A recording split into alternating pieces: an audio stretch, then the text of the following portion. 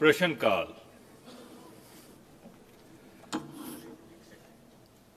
जी बाजवा साहब ਸੀ ਜਿਹੜੀ ਐਡਜਰਨਮੈਂਟ ਮੋਸ਼ਨ ਅਸੀਂ ਲਾਅ ਐਂਡ ਆਰਡਰ ਤੇ ਮੰਗੀ ਸੀ ਉਹਦਾ ਕਾਈਂਡਲੀ ਕਿਰਪਾ ਕਰਕੇ ਦੱਸ ਸਕੋਗੇ? मैं डिस्कस करके ਤੁਹਾਨੂੰ ਦੇ ਦੇਣਾ ਜੀ, मैं परयूजल करके ਦੱਸਣਾ ਤੇ ਤੁਸੀਂ ਇਹ ਕਿਸੇ ਕੋ ਤਾਂ ਨਹੀਂ ਪੁੱਛ मैं देख लेना जी, ਤੁਹਾਡੀ ਆ ਗਈ मैं चेक ਅਜੇ करा ਵੇਖਿਆ ਹੀ ਨਹੀਂ ਤੁਸੀਂ? मैं हले देखिया नहीं, 2 ਤੁਸੀਂ ਭੇਜ ਘੰਟੇ ਦਿਓ। ਪਹਿਲੇ ਤੇ ਤੁਹਾਨੂੰ ਬੇਨਤੀ ਕਰਕੇ ਹਟੇ ਹਾਂ। ਆਪਾਂ ਹੁਣ ਅੱਗੇ ਚੱਲੀਏ। ਨਹੀਂ ਅੱਗੇ ਚ ਲਾਅ ਐਂਡ ਆਰਡਰ ਤੇ ਸਾਰਿਆਂ ਨੂੰ ਮੇਨ ਮਸਲਾ ਪੰਜਾਬ ਦਾ ਜੀ। ਕਾਈਂਡਲੀ ਜੇ ਲਾਅ ਐਂਡ ਆਰਡਰ ਸਾਨੂੰ ਦੱਸ ਤੇ ਦਿਓ ਕਿ ਕੋਈ ਸੁਣਵਾਈ ਹੋਏਗੀ, ਜੇ ਨਹੀਂ ਸੁਣਵਾਈ ਹੋਏਗੀ ਕੋਈ ਹੋਰ ਫੋਰਮ ਵਰਤ ਲਈਏ। ਸਾਨੂੰ ਦੱਸੋ ਤੇ ਸਹੀ ਨਾ ਪਲੀਜ਼। ਬਾਜਵਾ ਸਾਹਿਬ ਹਾਂਜੀ ਤੁਹਾਡੀ ਜਿਹੜੀ ਰਿਪਰੈਜ਼ੈਂਟੇਸ਼ਨ ਆ ਗਈ ਹੈ, ਮੈਨੂੰ ਉਹ ਦੇਖ ਲੈਣ ਦਿਓ, ਦੇਖ ਕੇ ਮੈਂ ਉੱਤੇ ਆਪਣਾ ਫੈਸਲਾ ਤੁਹਾਨੂੰ ਦੇ ਦਿਆਂਗਾ। ਕਿਸੇ ਤੋਂ ਜੇ ਪੁੱਛਣਾ ਜੀ। ਤਾਂ ਸਪੀਕਰ ਸਾਹਿਬ ਪੁੱਛ ਕੇ ਦੱਸ ਦਿਓ ਜੇ ਇਦਾਂ ਦੀ ਗੱਲ ਹੀ ਹੈਗੀ ਆ। ਤੁਹਾਡਾ ਸਪੀਕਰ ਪੜ੍ਹਿਆ ਲਿਖਿਆ ਹੈ। ਨਹੀਂ ਉਹ ਤੇ ਆਪਾਂ ਮੇਰਾ ਖਿਆਲ ਆ ਵੀ ਆਪਾਂ ਨੂੰ ਚੇਅਰ ਦੀ ਮਰਿਆਦਾ ਨੂੰ ਰੱਖਣਾ ਚਾਹੀਦਾ ਹੈ, ਔਰ ਜਿਹੜੇ ਖਾਸ ਕਰਕੇ ਤਜਰਬੇਕਾਰ ਮੈਂਬਰ ਸਾਹਿਬਾਨ ਨੇ ਉਹਨਾਂ ਤੋਂ ਵੱਧ ਤਵੱਕੂ ਕੀਤੀ ਜਾਂਦੀ ਹੈ। Thank you. ਫਿਰ ਕਿੰਨਾ ਚਿਰ ਇੰਤਜ਼ਾਰ ਕਰੀਏ? ਮੈਂ ਤੁਹਾਨੂੰ ਦੱਸ ਦਿੰਦਾ ਜੀ। ਸਰਦਾਰ ਸੁਖਵਿੰਦਰ ਸਿੰਘ ਕੋਟਲੀ। ਸਰ ਸਵਾਲ ਨੰਬਰ 865। ਡਾਕਟਰ ਬਲਜੀਤ ਕੌਰ ਸਮਾਜਿਕ ਨਿਆਂ ਮੰਤਰੀ ਜਵਾਬ ਦੇਣਗੇ। Honorable Speaker ਸਾਹਿਬ, ਪੰਜਾਬ SC FTC ਕਾਰਪੋਰੇਸ਼ਨ ਵੱਲੋਂ ਚਲਾਈਆਂ ਜਾ ਰਹੀਆਂ ਵੱਖ-ਵੱਖ ਸਕੀਮਾਂ ਅਧੀਨ ਜੋ ਬਜਟ ਉਪਬੰਧ ਹੈ ਉਸ ਵਿੱਚ share capital contribution to PSC ਇਸ ਦੇ ਵਿੱਚ 12.98 ਕਰੋੜ ਦਾ ਬਜਟ ਉਪਬੰਧ ਕੀਤਾ ਗਿਆ ਹੈ। ਕਾਰਪੋਰੇਸ਼ਨ ਵੱਲੋਂ ਚਲਾਈ ਜਾ ਰਹੀ capital subsidy under bank tie up loaning scheme ਇਸ ਵਿੱਚ 5 ਕਰੋੜ ਰੁਪਏ ਦਾ ਬਜਟ ਦੀ ਮਨਜ਼ੂਰੀ ਦਿੱਤੀ ਗਈ ਹੈ। ਕਾਰਪੋਰੇਸ਼ਨ ਵੱਲੋਂ ਚਲਾਈ ਜਾ ਰਹੀ back and subsidy incentive scheme ਇਸ ਵਿੱਚ 57 ਲੱਖ ਰੁਪਏ ਦੀ ਮਨਜ਼ੂਰੀ ਦਿੱਤੀ ਗਈ ਹੈ। Capital contribution to PSC scheme ਇਸ ਦੇ ਵਿੱਚ 2023-24 ਦੌਰਾਨ ਕੋਈ ਫੰਡ ਜਾਰੀ ਨਹੀਂ ਕੀਤੇ ਗਏ ਕਿਉਂਕਿ ਭਾਰਤ ਸਰਕਾਰ ਵੱਲੋਂ ਇਹ ਸਕੀਮ PFMS ਪੋਰਟਲ ਵਿੱਚ ਔਨਬੋਰਡ ਨਾ ਹੋਣ ਕਰਕੇ ਸਟੇਟ ਸ਼ੇਅਰ ਤੇ ਸੈਂਟਰ ਸ਼ੇਅਰ ਦੀ ਰਕਮ ਜਾਰੀ ਨਹੀਂ ਕੀਤੀ ਗਈ ਸੀ ਤੇ ਇਸ ਨੂੰ ਦਰੁਸਤ ਕਰਾਉਣ ਲਈ ਲੋੜੀਂਦੀ ਕਾਰਵਾਈ ਕੀਤੀ ਜਾ ਰਹੀ ਹੈ। ਸਾਲ 2023-24 ਦੌਰਾਨ 286 ਲਾਭਪਾਤਰੀਆਂ ਨੂੰ 5.10 ਕਰੋੜ ਰੁਪਏ ਦਾ ਕਰਜ਼ਾ ਵੰਡਿਆ ਜਾ ਚੁੱਕਿਆ ਹੈ ਤੇ ਸਾਲ 2021 ਤੋਂ ਹੁਣ ਤੱਕ 2 ਕਰਮਚਾਰੀਆਂ ਵੱਲੋਂ ਅਪਲਾਈ ਕੀਤਾ ਗਿਆ ਸੀ ਸ਼ੋਰਟੀ ਪਾਉਣ ਲਈ। ਇਸ ਵਿੱਚ ਸ਼੍ਰੀ ਦਵਿੰਦਰ ਸਿੰਘ ਜਿਨ੍ਹਾਂ ਨੇ ਸਰਵਿਸ ਸ਼ੋਰਟੀ ਲਈ ਅਪਲਾਈ ਕੀਤਾ ਸੀ ਤੇ ਇਹਨਾਂ ਨੂੰ ਇਸ ਸੰਬੰਧੀ ਲੋੜੀਂਦਾ ਸਰਟੀਫਿਕੇਟ ਜਨਰਲ ਐਡਮਿਨਿਸਟ੍ਰੇਸ਼ਨ ਡਿਪਾਰਟਮੈਂਟ ਵੱਲੋਂ ਜਾਰੀ ਕੀਤਾ ਗਿਆ ਸੀ ਤੇ ਦੂਜੇ ਸ਼੍ਰੀ ਬਲਜੀਤ ਸਿੰਘ ਜੀ ਜਿਨ੍ਹਾਂ ਨੂੰ ਇਹ ਸਰਟੀਫਿਕੇਟ ਜਾਰੀ ਨਹੀਂ ਕੀਤਾ ਗਿਆ ਸੀ ਔਰ ਕੇਸ ਦਾਖਲ ਦਫ਼ਤਰ ਕੀਤਾ ਗਿਆ ਸੀ। ਸਰਦਾਰ ਸੁਖਵਿੰਦਰ ਸਿੰਘ ਕੋਟਲੀ। ਸਰ ਮੈਨੂੰ ਬੜੇ ਅਫਸੋਸ ਦੇ ਨਾਲ ਕਹਿਣਾ ਪੈ ਰਿਹਾ ਹੈ ਕਿ ਜਿਹੜੀ ਅਨੁਸੂਚਿਤ ਜਾਤੀ ਦੇ ਲੋਕਾਂ ਨੂੰ ਸਹੂਲਤ ਦੇਣ ਵਾਸਤੇ ਪੰਜਾਬ ਕਾਰਪੋਰੇਸ਼ਨ ਫਾਈਨੈਂਸ਼ੀਅਲ ਕਾਰਪੋਰੇਸ਼ਨ ਬਣਾਈ ਹੈ, ਜਿਸ ਤਰ੍ਹਾਂ ਮੰਤਰੀ ਸਾਹਿਬ ਨੇ ਦੱਸਿਆ ਕਿ ਉਹਦੇ ਅੰਦਰ ਸਿਰਫ ਜਿਹੜਾ ਉਹ 5 ਕਰੋੜ ਰੁਪਈਆ ਜਿਹੜਾ 5.10 ਜਿਹੜਾ ਹੈ, ਜਦ ਕਿ ਮੇਰੇ ਕੋਲ ਬਜਟ ਦੀ ਕਾਪੀ ਆ, ਮੈਂ ਲੈ ਕੇ ਆਇਆ। ਮਾਨਯੋਗ ਫਾਈਨਾਂਸ ਮਿਨਿਸਟਰ ਸਾਹਿਬ ਵੀ ਇੱਥੇ ਬੈਠੇ ਹੈ। ਉਹਨਾਂ ਨੇ ਕਿਹਾ ਕਿ ਸਾਲ 2223 ਦੇ ਅੰਦਰ 8,678 ਕਰੋੜ ਰੁਪਈਏ ਜਿਹੜੇ ਅਸੀਂ ਅਨੁਸੂਚਿਤ ਜਾਤੀਆਂ ਦੀ ਭਲਾਈ ਵਾਸਤੇ ਖਰਚ ਕਰਾਂਗੇ ਔਰ ਉਹਨਾਂ ਨੇ ਕਿਹਾ ਖਾਸ ਜਿਹੜਾ ਉਹਦੇ ਕੰਪੋਨੈਂਟ ਦੇ ਤਹਿਤ ਅਨੁਸੂਚਿਤ ਜਾਤੀਆਂ ਦੇ ਲਈ ਸਾਲ 2223-24 ਦੇ ਦੌਰਾਨ 13,878 ਕਰੋੜ ਰੁਪਈਏ ਹੋਰ ਰੱਖਾਂਗੇ। ਸਰ ਬੜੀ ਹੈਰਾਨੀ ਦੀ ਗੱਲ ਹੈ ਕਿ 92 ਵਿਧਾਇਕ ਚੁਣ ਕੇ ਪੰਜਾਬ ਦੀ ਵਿਧਾਨ ਸਭਾ ਦੇ ਅੰਦਰ ਆਮ ਆਦਮੀ ਪਾਰਟੀ ਦੇ ਆਏ ਹੋਣ ਤੇ ਗਰੀਬਾਂ ਦੇ ਲਈ ਬਜਟ 5 ਕਰੋੜ ਸਿਰਫ ਰੱਖਿਆ ਜਾਵੇ ਉਹਨਾਂ ਨੂੰ ਕਰਜ਼ਾ ਦੇਣ ਦੇ ਲਈ। ਇਹ ਕਿਹੜੀ ਨੀਤੀ ਹੈ ਸਰਕਾਰ ਦੀ ਕਿ ਉਹਨਾਂ ਗਰੀਬਾਂ ਦੇ ਉਥਾਨ ਦੇ ਵਾਸਤੇ ਜਿਹੜਾ ਹੈ ਤੁਸੀਂ ਉਹਨਾਂ ਨੂੰ ਉੱਪਰ ਲੈ ਕੇ ਆਉਂਗੇ? ਮੈਨੂੰ ਮੰਤਰੀ ਸਾਹਿਬ ਜਵਾਬ ਦੇਣ ਕਿ ਕੀ ਸਰਕਾਰ ਦੇ ਕੋਲ ਸਮਾਂ ਤਾਂ ਖਤਮ ਹੋਣ ਵਾਲਾ, ਸਾਲ ਜਿਹੜਾ ਆ ਉਹ ਖਤਮ ਹੋ ਜਾਣਾ ਮਾਰਚ ਦੇ ਅੰਦਰ, ਕਿ 2-3 ਮਹੀਨੇ ਦੇ ਅੰਦਰ ਕੋਈ ਅਜਿਹਾ ਪਲਾਨ ਸਰਕਾਰ ਕਰੇਗੀ ਕਿ ਜਿਹੜੇ ਗਰੀਬਾਂ ਨੂੰ ਬਜਟ ਦੇ ਅਨੁਸਾਰ ਜਿਹੜਾ ਸੈਂਕੜੇ ਕਰੋੜਾਂ ਰੁਪਈਆਂ ਦੇ ਵਿੱਚ ਬਜਟ ਹੈ ਉਹ ਬਜਟ ਦੇ ਵਿੱਚ ਗਰੀਬ ਲੋਕਾਂ ਨੂੰ ਜਿਹੜਾ ਆ ਉਹ ਕੰਮ ਚਲਾਉਣ ਵਾਸਤੇ ਕੋਈ ਜਿਹੜਾ ਉਹ ਰਾਹਤ ਦਿੱਤੀ ਜਾਏਗੀ। ਇਹਨੂੰ ਮੰਤਰੀ ਸਾਹਿਬ ਜ਼ਰੂਰ ਦੱਸਣ। ਜੀ ਮੰਤਰੀ ਜੀ। ऑनरेबल स्पीकर साहब, जिस तरह के share capital contribution to PSCFC जिहदे के सेंटर गवर्नमेंट वालों PFMS पोर्टल जड़ा ऑन बोर्ड ना करके पेंडिंग है, सो उहदे लई साडी पूरी कोशिश है कि आउण वाले नेड़ले समय विच असीं इहनूं ऑन बोर्ड करवा के जिवें कि 286 लाभपात्रियों नूं पहलां असीं लाभ दे चुके हाँ ਤੇ 97 ਕੇਸ ਸਾਡੇ ਇਸੇ ਕਰਕੇ ਪੈਂਡਿੰਗ ਨੇ, ਉਹ ਅਸੀਂ ਜਲਦੀ ਨਿਪਟਾਰਾ ਕਰਾਂਗੇ। ਔਰ ਉਸ ਤੋਂ ਬਾਅਦ ਜਿਹੜਾ ਅਸੀਂ ਟਾਰਗੇਟ ਰੱਖਿਆ ਸੀ 110 1100 ਲਾਭਪਾਤਰੀਆਂ ਦਾ, ਉਹਨੂੰ ਵੀ ਅਸੀਂ ਛੇਤੀ ਨਿਪਟਾਉਣ ਦੀ ਕੋਸ਼ਿਸ਼ ਕਰਾਂਗੇ। ਜੀ ਜੀ ਕੋਟਲੀ ਸਾਹਿਬ ਜੀ। ਬਜਟ ਦੇ ਅਨੁਸਾਰ ਰੱਖਿਆ ਗਿਆ, ਇਹਨੂੰ ਖਰਚ ਕਰਨ ਦੇ ਲਈ ਜਾਂ ਦੇਣ ਦੇ ਲਈ ਕੋਈ ਸਮਾਂ ਸੀਮਾ ਕੋਈ ਤੈਅ ਕੀਤੀ ਜਾਏਗੀ? ਹਾਲੇ ਤੱਕ ਸ਼ਗਨ ਸਕੀਮਾਂ ਦਾ ਸਰ ਇੱਕ ਮਿੰਟ ਜੀ ਪਲੀਜ਼, ਬੜੇ ਚਿਰ ਬਾਅਦ ਬੋਲਣ ਦਾ ਮੌਕਾ ਮਿਲਿਆ। 51000 ਰੁਪਇਆ ਸਰਕਾਰ ਨੇ ਕਿਹਾ ਕਿ 31000 ਤੋਂ 51000 ਰੁਪਇਆ ਸ਼ਗਨ ਸਕੀਮਾਂ ਦਾ ਦੇਾਂਗੇ। ਮੇਰਾ ਜਲੰਧਰ ਜ਼ਿਲ੍ਹਾ ਆਇਆ ਸਾਲ ਦਾ ਇੱਕ ਵੀ ਪੈਸਾ ਲੋਕਾਂ ਨੂੰ ਨਹੀਂ ਮਿਲਿਆ। 1500 ਤੋਂ ਪੈਨਸ਼ਨ ਵਧਾ ਕੇ ਤੁਸੀਂ ਕਿਹਾ 2500 ਕਰਨੀ ਆ, ਇੱਕ ਨੂੰ ਵੀ ਪੈਨਸ਼ਨ ਨਹੀਂ ਦਿੱਤੀ। 1000 ਰੁਪਇਆ ਗਰੀਬ ਲੋਕਾਂ ਨੂੰ ਤੁਸੀਂ ਕਿਹਾ ਅਸੀਂ ਦੇਣ। ਸਰ ਮੈਨੂੰ ਬੋਲਣ ਦਿਓ ਪਲੀਜ਼। ਤੁਸੀਂ ਸਪਲੀਮੈਂਟਰੀ ਪੁੱਛ ਲਓ। ਸਪਲੀਮੈਂਟਰੀ ਬੋਲ ਰਿਹਾ ਇਹ ਸਰ। 0 ਆਵਰ ਸਰ ਨਹੀਂ ਹੁੰਦਾ, ਬਜਟ ਦੇ ਅੰਦਰ ਹੈ। ਤੁਸੀਂ ਇਹ ਪੈਸਾ ਜਿਹੜਾ ਪੈਨਸ਼ਨ ਦਾ ਪੈਸਾ ਮੰਤਰੀ ਜੀ ਜਵਾਬ ਦਿਓ ਜੀ, ਜਵਾਬ ਦਿਓ ਜੀ, ਜਵਾਬ ਦਿਓ ਜੀ।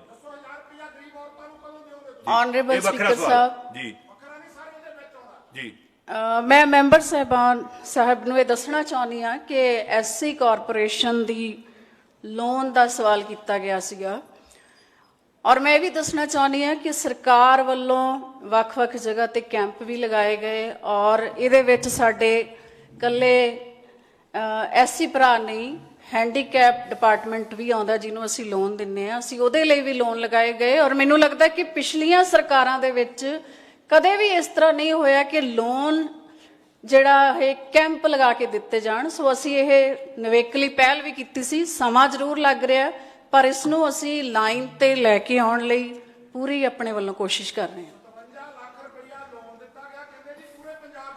ਥੈਂਕ ਯੂ ਜੀ, ਥੈਂਕ ਯੂ, ਥੈਂਕ ਯੂ ਜੀ,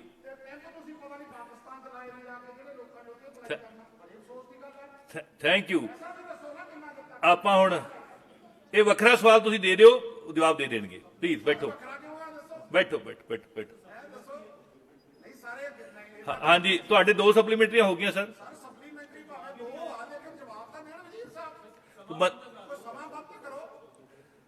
ਵਜ਼ੀਰ ਸਾਹਿਬ ਨੇ ਆਪਣਾ ਜਵਾਬ ਦੇ ਦਿੱਤਾ।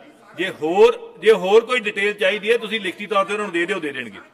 ਇਸੇ ਨਾਲ ਹੀ ਰਿਲੇਟਡ ਹੈ ਕਿ ਤੁਸੀਂ 8678 ਕਰੋੜ ਰੁਪਈਆ ਤੁਸੀਂ ਕਿਹਾ ਕਿ ਪੁਰਾਣੀ ਸਰਕਾਰ ਦੇ ਨਾਲੋਂ 17% ਅਸੀਂ ਇਹਦੇ ਵਿੱਚ ਵਾਧਾ ਕੀਤਾ।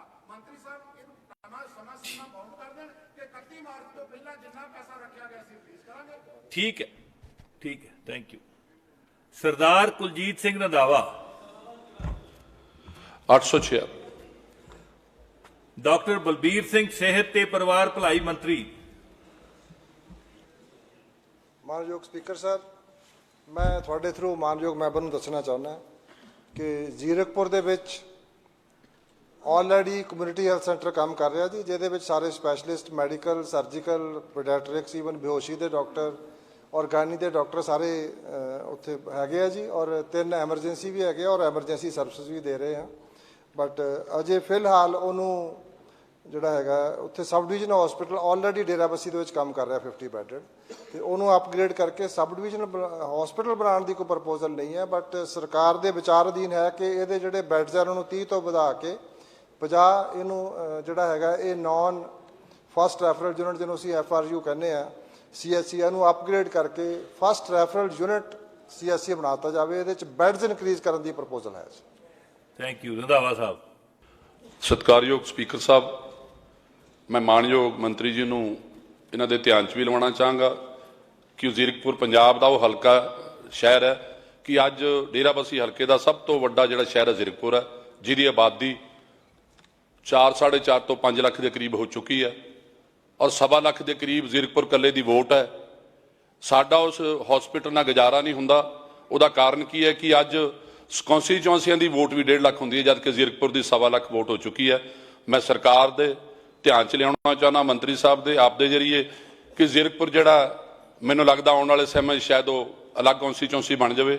ਅੱਜ ਉੱਥੇ ਇੰਨੇ ਮਾੜੇ ਹਾਲਾਤ ਨੇ, ਜੇ ਸਰਕਾਰ ਆ ਮੁਹੱਲਾ ਕਲੀਨਿਕ ਵਰਗੀ ਜਿਹੜੀ ਦਾਤ ਦਿੱਤੀ ਹੈ ਪੰਜਾਬ ਨੂੰ, ਨਾ ਉਧਰ ਜ਼ੀਰਕਪੁਰ ਦਿੱਤਾ ਹੁੰਦਾ ਤਾਂ ਬਹੁਤ ਮਾੜੇ ਹਾਲਾਤ 'ਚੋਂ ਜ਼ੀਰਕਪੁਰ ਨੇ ਨਿਕਲਣਾ ਸੀ। ਮੇਰੀ ਬੇਨਤੀ ਹੈ, ਅਪੀਲ ਹੈ ਕਿ ਆਉਣ ਵਾਲੇ ਸਮੇਂ 'ਚ ਇਹਨੂੰ ਜ਼ਰੂਰ ਵਿਚਾਰਿਆ ਜਾਵੇ ਔਰ ਵੱਡਾ ਹਸਪੀਟਲ ਦਿੱਤਾ ਜਾਵੇ। ਅਪੀਲ ਨਹੀਂ ਕਰਨੀ, ਤੁਸੀਂ ਸਵਾਲ ਪੁੱਛਣਾ ਜੀ। ਜੀ ਸਰ, ਜ਼ੀਰਕਪੁਰ ਅਜੇ ਸਬ ਡਿਵੀਜ਼ਨ ਨਹੀਂ ਹੈ। ਜਿਸ ਤਰ੍ਹਾਂ ਮੈਂ ਪਹਿਲਾਂ ਵੀ ਕਿਹਾ ਕਿ ਆਲਰੇਡੀ ਸਬ ਡਿਵੀਜ਼ਨਲ ਹਸਪੀਟਲ ਡੇਰਾਬੱਸੀ 'ਚ ਕੰਮ ਕਰ ਰਿਹਾ, ਔਰ ਇਹਨਾਂ ਦੇ ਜ਼ਿਲ੍ਹੇ ਦੇ ਵਿੱਚ ਜਿਹੜਾ ਹੈਗਾ ਉਹ ਇੱਕ ਮੈਡੀਕਲ ਕਾਲਜ ਵੀ ਕੰਮ ਕਰ ਰਿਹਾ, ਔਰ ਪੋਪੂਲੇਸ਼ਨ ਨਾਰਥ ਦੇ ਹਿਸਾਬ ਨਾਲ ਉੱਥੇ ਕਮਿਊਨਿਟੀ ਹੈਲਥ ਸੈਂਟਰ ਹੀ ਅਲਾਉਡ ਹੈ। ਔਰ ਲੇਕਿਨ ਅਸੀਂ ਉਹਦੇ ਵਿੱਚ ਇਹਨਾਂ ਦੀ ਡਿਮਾਂਡ ਨੂੰ ਮਾਨਯੋਗ ਜੋ ਮੈਂਬਰ ਸਾਹਿਬਾਨ ਹੈ, ਇਹਨਾਂ ਦੀ ਬੇਨਤੀ ਨੂੰ, ਰੰਧਾਵਾ ਸਾਹਿਬ ਦੀ ਬੇਨਤੀ ਨੂੰ ਮੁੱਖ ਰੱਖ ਕੇ ਸਰਕਾਰ ਨੇ ਫੈਸਲਾ ਕੀਤਾ ਕਿ ਉਹਦੀ ਕੈਪੈਸਿਟੀ ਵਧਾਈ ਜਾਵੇ, ਉਹਦੇ ਵਿੱਚ ਬੈੱਡਸ ਅਸੀਂ ਵਧਾਵਾਂਗੇ। Thank you. ਰੰਧਾਵਾ ਸਾਹਿਬ, ਮੇਰਾ ਸਪੀਕਰ ਸਾਹਿਬ ਤੁਹਾਡੇ ਜ਼ਰੀਏ ਮੰਤਰੀ ਸਾਹਿਬ ਨੂੰ ਬੇਨਤੀ ਹੈ ਕਿ ਜ਼ੀਰਕਪੁਰ ਜਿਹੜਾ ਅੱਜ ਬਹੁਤ ਜ਼ਿਆਦਾ ਵੱਡੀ ਕੈਪੈਸਿਟੀ ਲੋਕਾਂ ਦੀ ਹੋ ਚੁੱਕੀ ਹੈ, ਜਦੋਂ ਉੱਥੇ ਜਾਈਦਾ ਲੋਕਾਂ ਦੀਆਂ ਜਿਹੜੀਆਂ ਮੁਸ਼ਕਲਾਂ ਨੇ ਫੇਸ ਕਰਨੀਆਂ ਪੈਂਦੀਆਂ ਨੇ। ਮੈਂ ਮੰਤਰੀ ਸਾਹਿਬ ਨੂੰ, ਸਰਕਾਰ ਨੂੰ ਅਪੀਲ ਕਰਾਂਗੇ ਕਿ ਜਲਦੀ ਕੋਈ ਬਹੁਤ ਵੱਡਾ ਹਸਪੀਟਲ ਜ਼ੀਰਕਪੁਰ ਨੂੰ ਦਿੱਤਾ ਜਾਵੇ। ਅਪੀਲ ਨਹੀਂ ਕਰਨੀ, ਇੱਥੇ ਤੁਸੀਂ ਸਵਾਲ ਪੁੱਛਣਾ ਜੀ। Rana Inder Pratap Singh. Sir, question number 867। Shri Braham Shankar Jimpa ਜੀ ਮਾਲ ਮੰਤਰੀ ਜਵਾਬ ਦੇਣਗੇ। ਮਾਨਯੋਗ ਸਪੀਕਰ ਸਾਹਿਬ, ਮੈਂ ਤੁਹਾਡੇ ਰਾਹੀਂ ਮਾਨਯੋਗ ਐਮਐਲਏ ਸਾਹਿਬ ਨੂੰ ਦੱਸਣਾ ਚਾਹੁੰਦਾ ਕਿ ਭਾਰਤ ਸਰਕਾਰ ਦੀਆਂ ਹਦਾਇਤਾਂ ਦੇ ਮੁਤਾਬਿਕ ਜਿਹਦੀ ਕਾਪੀ ਨਾਲ ਨੱਥੀ ਹੈ, ਨੁਕਸਾਨ ਦਾ ਮੁਆਵਜ਼ਾ ਅਨੁਮਾਨ ਤੇ ਅਦਾਇਗੀ ਸੰਬੰਧੀ ਉਪਬੰਧ ਕੀਤਾ ਗਿਆ ਹੈ, ਜਿਸ ਅਨੁਸਾਰ ਫਸਲਾਂ ਅਤੇ ਘਰੇਲੂ ਸਮਾਨ ਦੇ ਹੋਏ ਨੁਕਸਾਨ ਸੰਬੰਧੀ ਰਾਹਤ ਰਾਸ਼ੀ ਜਾਰੀ ਕੀਤੀ ਜਾਂਦੀ ਹੈ, ਉਹ ਜਾਰੀ ਕੀਤੀ। ਉਕਤ ਭਾਰਤ ਸਰਕਾਰ ਦੀਆਂ ਹਦਾਇਤਾਂ ਮਿਤੀ 11/7/2023 ਅਨੁਸਾਰ ਕੇਵਲ 5 ਏਕੜ ਤੱਕ ਵਾਲੇ ਕਿਸਾਨਾਂ ਨੂੰ ਹੀ ਮੁਆਵਜ਼ਾ ਦੇਣ ਦਾ ਉਪਬੰਧ ਹੈ। ਪੰਜਾਬ ਸਰਕਾਰ ਵੱਲੋਂ ਪੱਤਰ ਮਿਤੀ 24/7/2023 ਰਾਹੀਂ ਕੀਤੇ ਗਏ ਸਪੈਸ਼ਲ ਗਦਾਵਰੀ ਦੇ ਹੁਕਮਾਂ ਦੇ ਸਨਮੁਖ ਕੀਤੀ ਗਈ ਅਸੈਸਮੈਂਟ ਅਤੇ ਭਾਰਤ ਸਰਕਾਰ ਦੀਆਂ ਹਦਾਇਤਾਂ ਮਿਤੀ 11/7/2023 ਅਨੁਸਾਰ ਕਾਸ਼ਤਕਾਰਾਂ ਨੂੰ ਬਣਦਾ ਮੁਆਵਜ਼ਾ ਦਿੱਤਾ ਜਾਂਦਾ ਜੀ। ਰਾਣਾ ਜੀ। ਸਰ, ਸਭ ਤੋਂ ਪਹਿਲਾਂ ਤਾਂ ਮੈਂ ਤੁਹਾਡੇ ਰਾਹੀਂ ਮੰਤਰੀ ਸਾਹਿਬ ਨੂੰ ਪੁੱਛਣਾ ਚਾਹੁੰਦਾ ਕਿ ਜਿੱਦਣ ਪੰਜਾਬ 'ਚ ਹੜ੍ਹ ਆਏ ਸੀ, ਉਦਣ ਤੇ ਆਪਾਂ ਕਹਿੰਦੇ ਸੀ ਪੰਜਾਬ ਕੋ ਪੈਸੇ ਦੀ ਕਮੀ ਨਹੀਂ, ਸਾਨੂੰ ਸੈਂਟਰ ਤੋਂ ਪੈਸੇ ਲੈਣ ਦੀ ਲੋੜ ਨਹੀਂ, ਤੇ ਅਸੀਂ ਇਹ ਵਾਅਦਾ ਕੀਤਾ ਸੀ ਸਰਕਾਰ ਨੇ ਲੋਕਾਂ ਨਾਲ, ਚਾਹੇ ਕਿਸੇ ਦੀ ਫਸਲ ਖਰਾਬ ਹੋਈ ਹੋਵੇ ਪੂਰੀ, ਚਾਹੇ ਕਿਸੇ ਜ਼ਿਮੀਂਦਾਰ ਨੇ ਰੀਸੋਇੰਗ ਕੀਤੀ ਹੋਵੇ, ਉਹਦੀ ਵੀ ਕੰਪਨਸੇਸ਼ਨ ਦੇਵਾਂਗੇ। ਇਹਦੇ ਤੋਂ ਇਲਾਵਾ ਕੁਝ ਹੋਰ ਚੀਜ਼ਾਂ ਵੀ ਸਰਕਾਰ ਨੇ ਐਗਰੀ ਕੀਤੀਆਂ ਸੀ ਵੀ ਉਹਨਾਂ ਦੀ ਵੀ ਕੰਪਨਸੇਸ਼ਨ ਦੇਵਾਂਗੇ। ਮੈਂ ਉਹ ਕਹਿਣਾ ਨਹੀਂ ਚਾਹੁੰਦਾ, at the end of the day 6800 ਰੁਪਈਆ ਅਸੀਂ ਸਰਕਾਰ ਜ਼ਿਮੀਂਦਾਰਾਂ ਨੂੰ ਦੇ ਰਹੇ ਹਾਂ, ਤੇ ਪੰਜਾਬ ਸਰਕਾਰ CACP ਨੂੰ ਲਿਖ ਕੇ ਦਿੰਦੀ ਆ ਕਿ ਝੋਨੇ ਦੀ ਕਾਸਟ ਕੀ ਆਉਂਦੀ ਆ, ਜਿਹਦੇ ਨਾਲ ਸਾਡੀ MSP ਡਿਸਾਈਡ ਹੁੰਦੀ ਆ ਕਿ ਉਹ 6800 ਰੁਪਈਆ, ਜੇ ਇਹਦੇ ਤੋਂ ਵੱਧ ਹੈ ਤੇ ਆਪਾਂ ਪਿਛਲਿਆਂ 3 ਮਹੀਨਿਆਂ 4 ਮਹੀਨਿਆਂ 'ਚ ਭਾਰਤ ਸਰਕਾਰ ਨਾਲ ਕਿਉਂ ਨਹੀਂ ਗੱਲ ਕੀਤੀ ਕਿ ਸਾਡੇ ਪੰਜਾਬ ਦੇ ਜ਼ਿਮੀਂਦਾਰ ਦੀ ਕਾਸਟ ਕੀ ਹੈ, ਜਿਹੜੀ ਕਾਸਟ ਹੈ ਉਹ ਸਾਨੂੰ ਪੰਜਾਬ ਸਰਕਾਰ ਨੂੰ ਸੈਂਟਰ ਤੋਂ ਲੈਣੀ ਚਾਹੀਦੀ ਆ। ਉਹਦੇ ਬਾਰੇ ਮੰਤਰੀ ਜੀ ਦੱਸਣ ਕੀ ਹੋਇਆ। ਤੇ ਜਿਹੜੇ 5 ਏਕੜ ਤੋਂ ਉੱਤੇ ਦੇ ਫਾਰਮਰ ਨੇ ਉਹਨਾਂ ਬਾਰੇ ਮੰਤਰੀ ਜੀ ਨੇ ਦੱਸਿਆ ਕਿ ਗਵਰਨਮੈਂਟ ਆਫ ਇੰਡੀਆ ਦੀ ਫਲਾਨੀ ਤਰੀਕ ਦੀ ਨੋਟੀਫਿਕੇਸ਼ਨ ਹੈ ਕਿ ਪੰਜਾਬ ਦੇ ਵਿੱਚ 5 ਏਕੜ ਤੋਂ ਉੱਤੇ ਜਿਹੜੇ 10 ਤੋਂ 15 ਏਕੜ ਦੇ ਜ਼ਿਮੀਂਦਾਰ ਹੈ, ਕੀ ਉਹ ਤਕੜੇ ਜ਼ਿਮੀਂਦਾਰ ਨੇ, ਕੀ ਉਹ ਆਪਦੀ ਘਰ ਦਾ ਗੁਜ਼ਾਰਾ ਕਰ ਸਕਦੇ ਆ ਜੇ ਉਹਨਾਂ ਕੋਲ 1 ਸਾਲ ਫਸਲ ਨਾ ਆਵੇ। ਤੇ ਜਿਹੜੀ ਮੇਰਾ ਤੀਜਾ ਇਹਦੇ 'ਚ ਪੁਆਇੰਟ ਸੀ, ਉਹਦਾ ਜਵਾਬ ਮੰਤਰੀ ਜੀ ਨੇ ਵਿੱਚ ਹੀ ਦੇ ਦਿੱਤਾ। ਮੈਂ ਸਵਾਲ ਪੁੱਛਿਆ ਸੀਗਾ ਕਿ ਜਿਹੜੇ ਜ਼ਿਮੀਂਦਾਰ ਸਰਕਾਰੀ ਜ਼ਮੀਨਾਂ ਤੇ ਕਾਸ਼ਤ ਕਰਦੇ ਨੇ, 50-50 ਸਾਲ ਤੋਂ ਉਹਨਾਂ ਦੇ ਨਾਲ ਗਰਦੌਰੀਆਂ ਰਜਿਸਟਰੀਆਂ ਉਹਨਾਂ ਦੇ ਨਾਂ ਹੋਈਆਂ ਸੀਗੀਆਂ ਪਰ ਉਹ ਕੈਂਸਲ ਹੋ ਗਈਆਂ, ਤੇ ਇਹਨਾਂ ਨੇ ਮੈਨੂੰ ਜਵਾਬ ਦਿੱਤਾ ਜਿਹੜੇ ਕਾਸ਼ਤਕਾਰ ਨੇ ਉਹਨਾਂ ਨੂੰ ਅਸੀਂ ਪੈਸੇ ਦੇਵਾਂਗੇ। ਤੇ ਅੱਜ ਜਿਹੜਾ ਬੰਦਾ ਜ਼ਮੀਨ ਤੇ ਖੇਤੀ ਕਰ ਰਿਹਾ, ਗਰਦੌਰੀ ਉਹਦੀ ਨਾਂ ਹੈ ਤੇ ਉਹ ਕਾਸ਼ਤਕਾਰ ਮੰਨਿਆ ਜਾਂਦਾ। ਪੰਜਾਬ ਸਰਕਾਰ ਦੀ ਜਿਹੜੀ ਨੋਟੀਫਿਕੇਸ਼ਨ ਆਈ ਆ ਉਹਦੇ 'ਚ ਕੋਈ ਕਲੈਰਿਟੀ ਨਹੀਂ ਕਿ ਉਹਨਾਂ ਲੋਕਾਂ ਨੂੰ, ਜ਼ਿਮੀਂਦਾਰਾਂ ਨੂੰ ਕੰਪਨਸੇਸ਼ਨ ਦਿੱਤੀ ਜਾਵੇਗੀ ਹੜ੍ਹਾਂ ਦੀ ਜਾਂ ਨਹੀਂ। ਮੈਂ ਬੇਨਤੀ ਕਰੂੰਗਾ ਮੰਤਰੀ ਜੀ ਉਹਦੇ ਉੱਤੇ ਕਲੈਰਿਟੀ ਦੇ। ਮੰਤਰੀ ਜੀ। ਬਹੁਤ ਹੀ ਮਾਨਯੋਗ ਸਪੀਕਰ ਸਾਹਿਬ, ਮੈਂ ਐਮਐਲਏ ਸਾਹਿਬ ਨੂੰ ਦੱਸਣਾ ਚਾਹੁੰਦਾ ਕਿ ਪੰਜਾਬ 'ਚ ਪਹਿਲੀ ਸਰਕਾਰ ਹੈ ਜਿਹਨੇ 6800 ਰੁਪਈਆ ਪ੍ਰਤੀ ਏਕੜ ਜਿਹੜਾ ਹੈ ਮੁਆਵਜ਼ਾ ਦਿੱਤਾ ਪਨੀਰੀ ਦੇ ਉੱਤੇ। ਕਦੀ ਕਿਸੇ ਸਰਕਾਰ ਨੇ ਪਨੀਰੀ ਤੇ ਇੰਨਾ ਮੁਆਵਜ਼ਾ ਜਿਹੜਾ ਹੈ ਨਹੀਂ ਜਾਰੀ ਕੀਤਾ। ਔਰ ਜਿਹੜੀ ਸਪੈਸ਼ਲ ਗੋਦਾਵਰੀ ਆ ਉਹ ਲੱਗ ਕਰਵਾਈ ਹੈ। ਲੇਕਿਨ ਕਿਉਂਕਿ ਜਿਹੜੇ ਉਪਬੰਧ ਹੈਗੇ ਆ ਉਹਨਾਂ ਦੇ ਮੁਤਾਬਿਕ ਹੀ ਜਿਹੜਾ ਮੁਆਵਜ਼ਾ ਜਾਰੀ ਕੀਤਾ ਜਾਂਦਾ। ਲੇਕਿਨ 6800 ਰੁਪਏ ਦਾ ਜਿਹੜਾ ਮੁਆਵਜ਼ਾ ਹੈ ਪਨੀਰੀ ਲਈ ਅੱਜ ਤੱਕ ਨਹੀਂ ਸੀਗਾ, ਲੇਕਿਨ ਫਿਰ ਵੀ ਦਿੱਤਾ ਗਿਆ। ਇਹ ਜ਼ਿਮੀਂਦਾਰਾਂ ਲਈ ਇੱਕ ਵੱਡਾ ਸੀਗਾ, ਉਪਰਾਲਾ ਸੀਗਾ ਜਿਹੜਾ ਮਾਨਯੋਗ ਮੁੱਖ ਮੰਤਰੀ ਭਗਵੰਤ ਮਾਨ ਜੀ ਨੇ ਕੀਤਾ। ਸੋ ਜ਼ਿਮੀਂਦਾਰ ਵੀ ਇਸ ਤੋਂ ਬਹੁਤ ਖੁਸ਼ ਸੀਗੇ ਇਸ ਗੱਲ ਤੋਂ ਵੀ 6800 ਰੁਪਈਆ, ਕਿਉਂਕਿ ਪਨੀਰੀ ਜਿਹੜੀ ਸੀਗੀ ਉਹਦਾ ਲਗਾਈ ਗਈ ਸੀ। ਥੈਂਕ ਯੂ ਮੰਤਰੀ।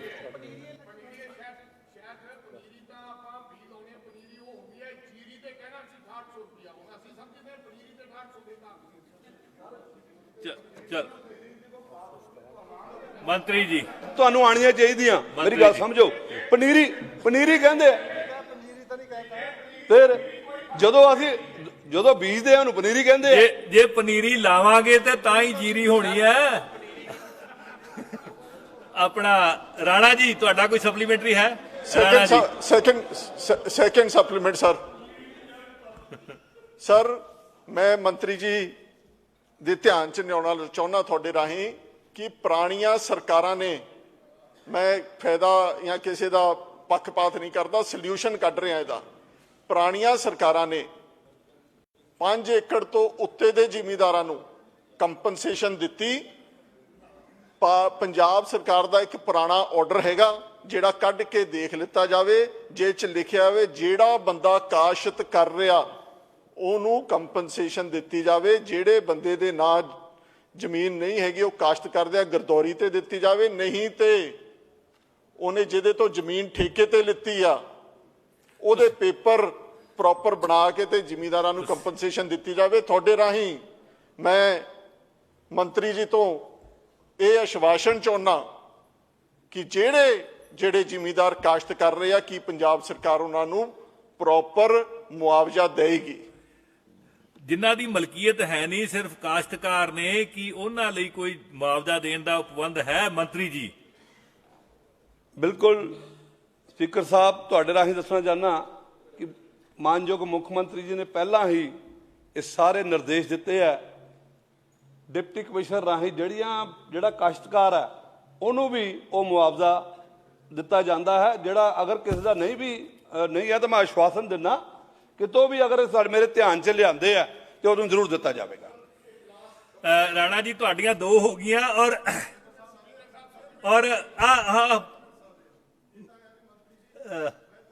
ਰਾਣਾ ਜੀ ਗੱਲ ਕਰ ਰਹੇ ਹਾਂ, ਧੰਨਵਾਦ ਤੁਹਾਡਾ। ਜਿਹੜਾ ਬੰਦਾ ਕਾਸ਼ਤਕਾਰ ਹੋਵੇ ਲਿਸਟ ਮੈਂ ਲੈ ਕੇ ਆਉਂਗਾ ਤੁਹਾਡੇ ਕੋਲ ਤੇ ਕੰਪਨਸੇਸ਼ਨ ਤੁਸੀਂ ਪ੍ਰੋਵਾਈਡ ਕਰਨੀ ਆ। ਜੇ 40000 ਰਾਜਾ ਜੀ ਹੋ ਗਿਆ ਜੀ, स्पीकर साहब ਰਾਜਾ ਜੀ। हाँ सप्लीमेंट्री राजा जी ने देती जी। स्पीकर साहब वैसे तो जिंपा जी ने विस्तारपूर्वक दसता ते सारे हाउस नूं ते प्रेस वाले नूं भी समझ आ गई है भी जीरी पनीरी, पर जेड़ा एक गल कही मंत्री साहब ने कि 6800 रुपए वाली असी 17000 रुपया गुलाबी सुंडी दा मुआवजा सरकार च दिंदे रहे हैं।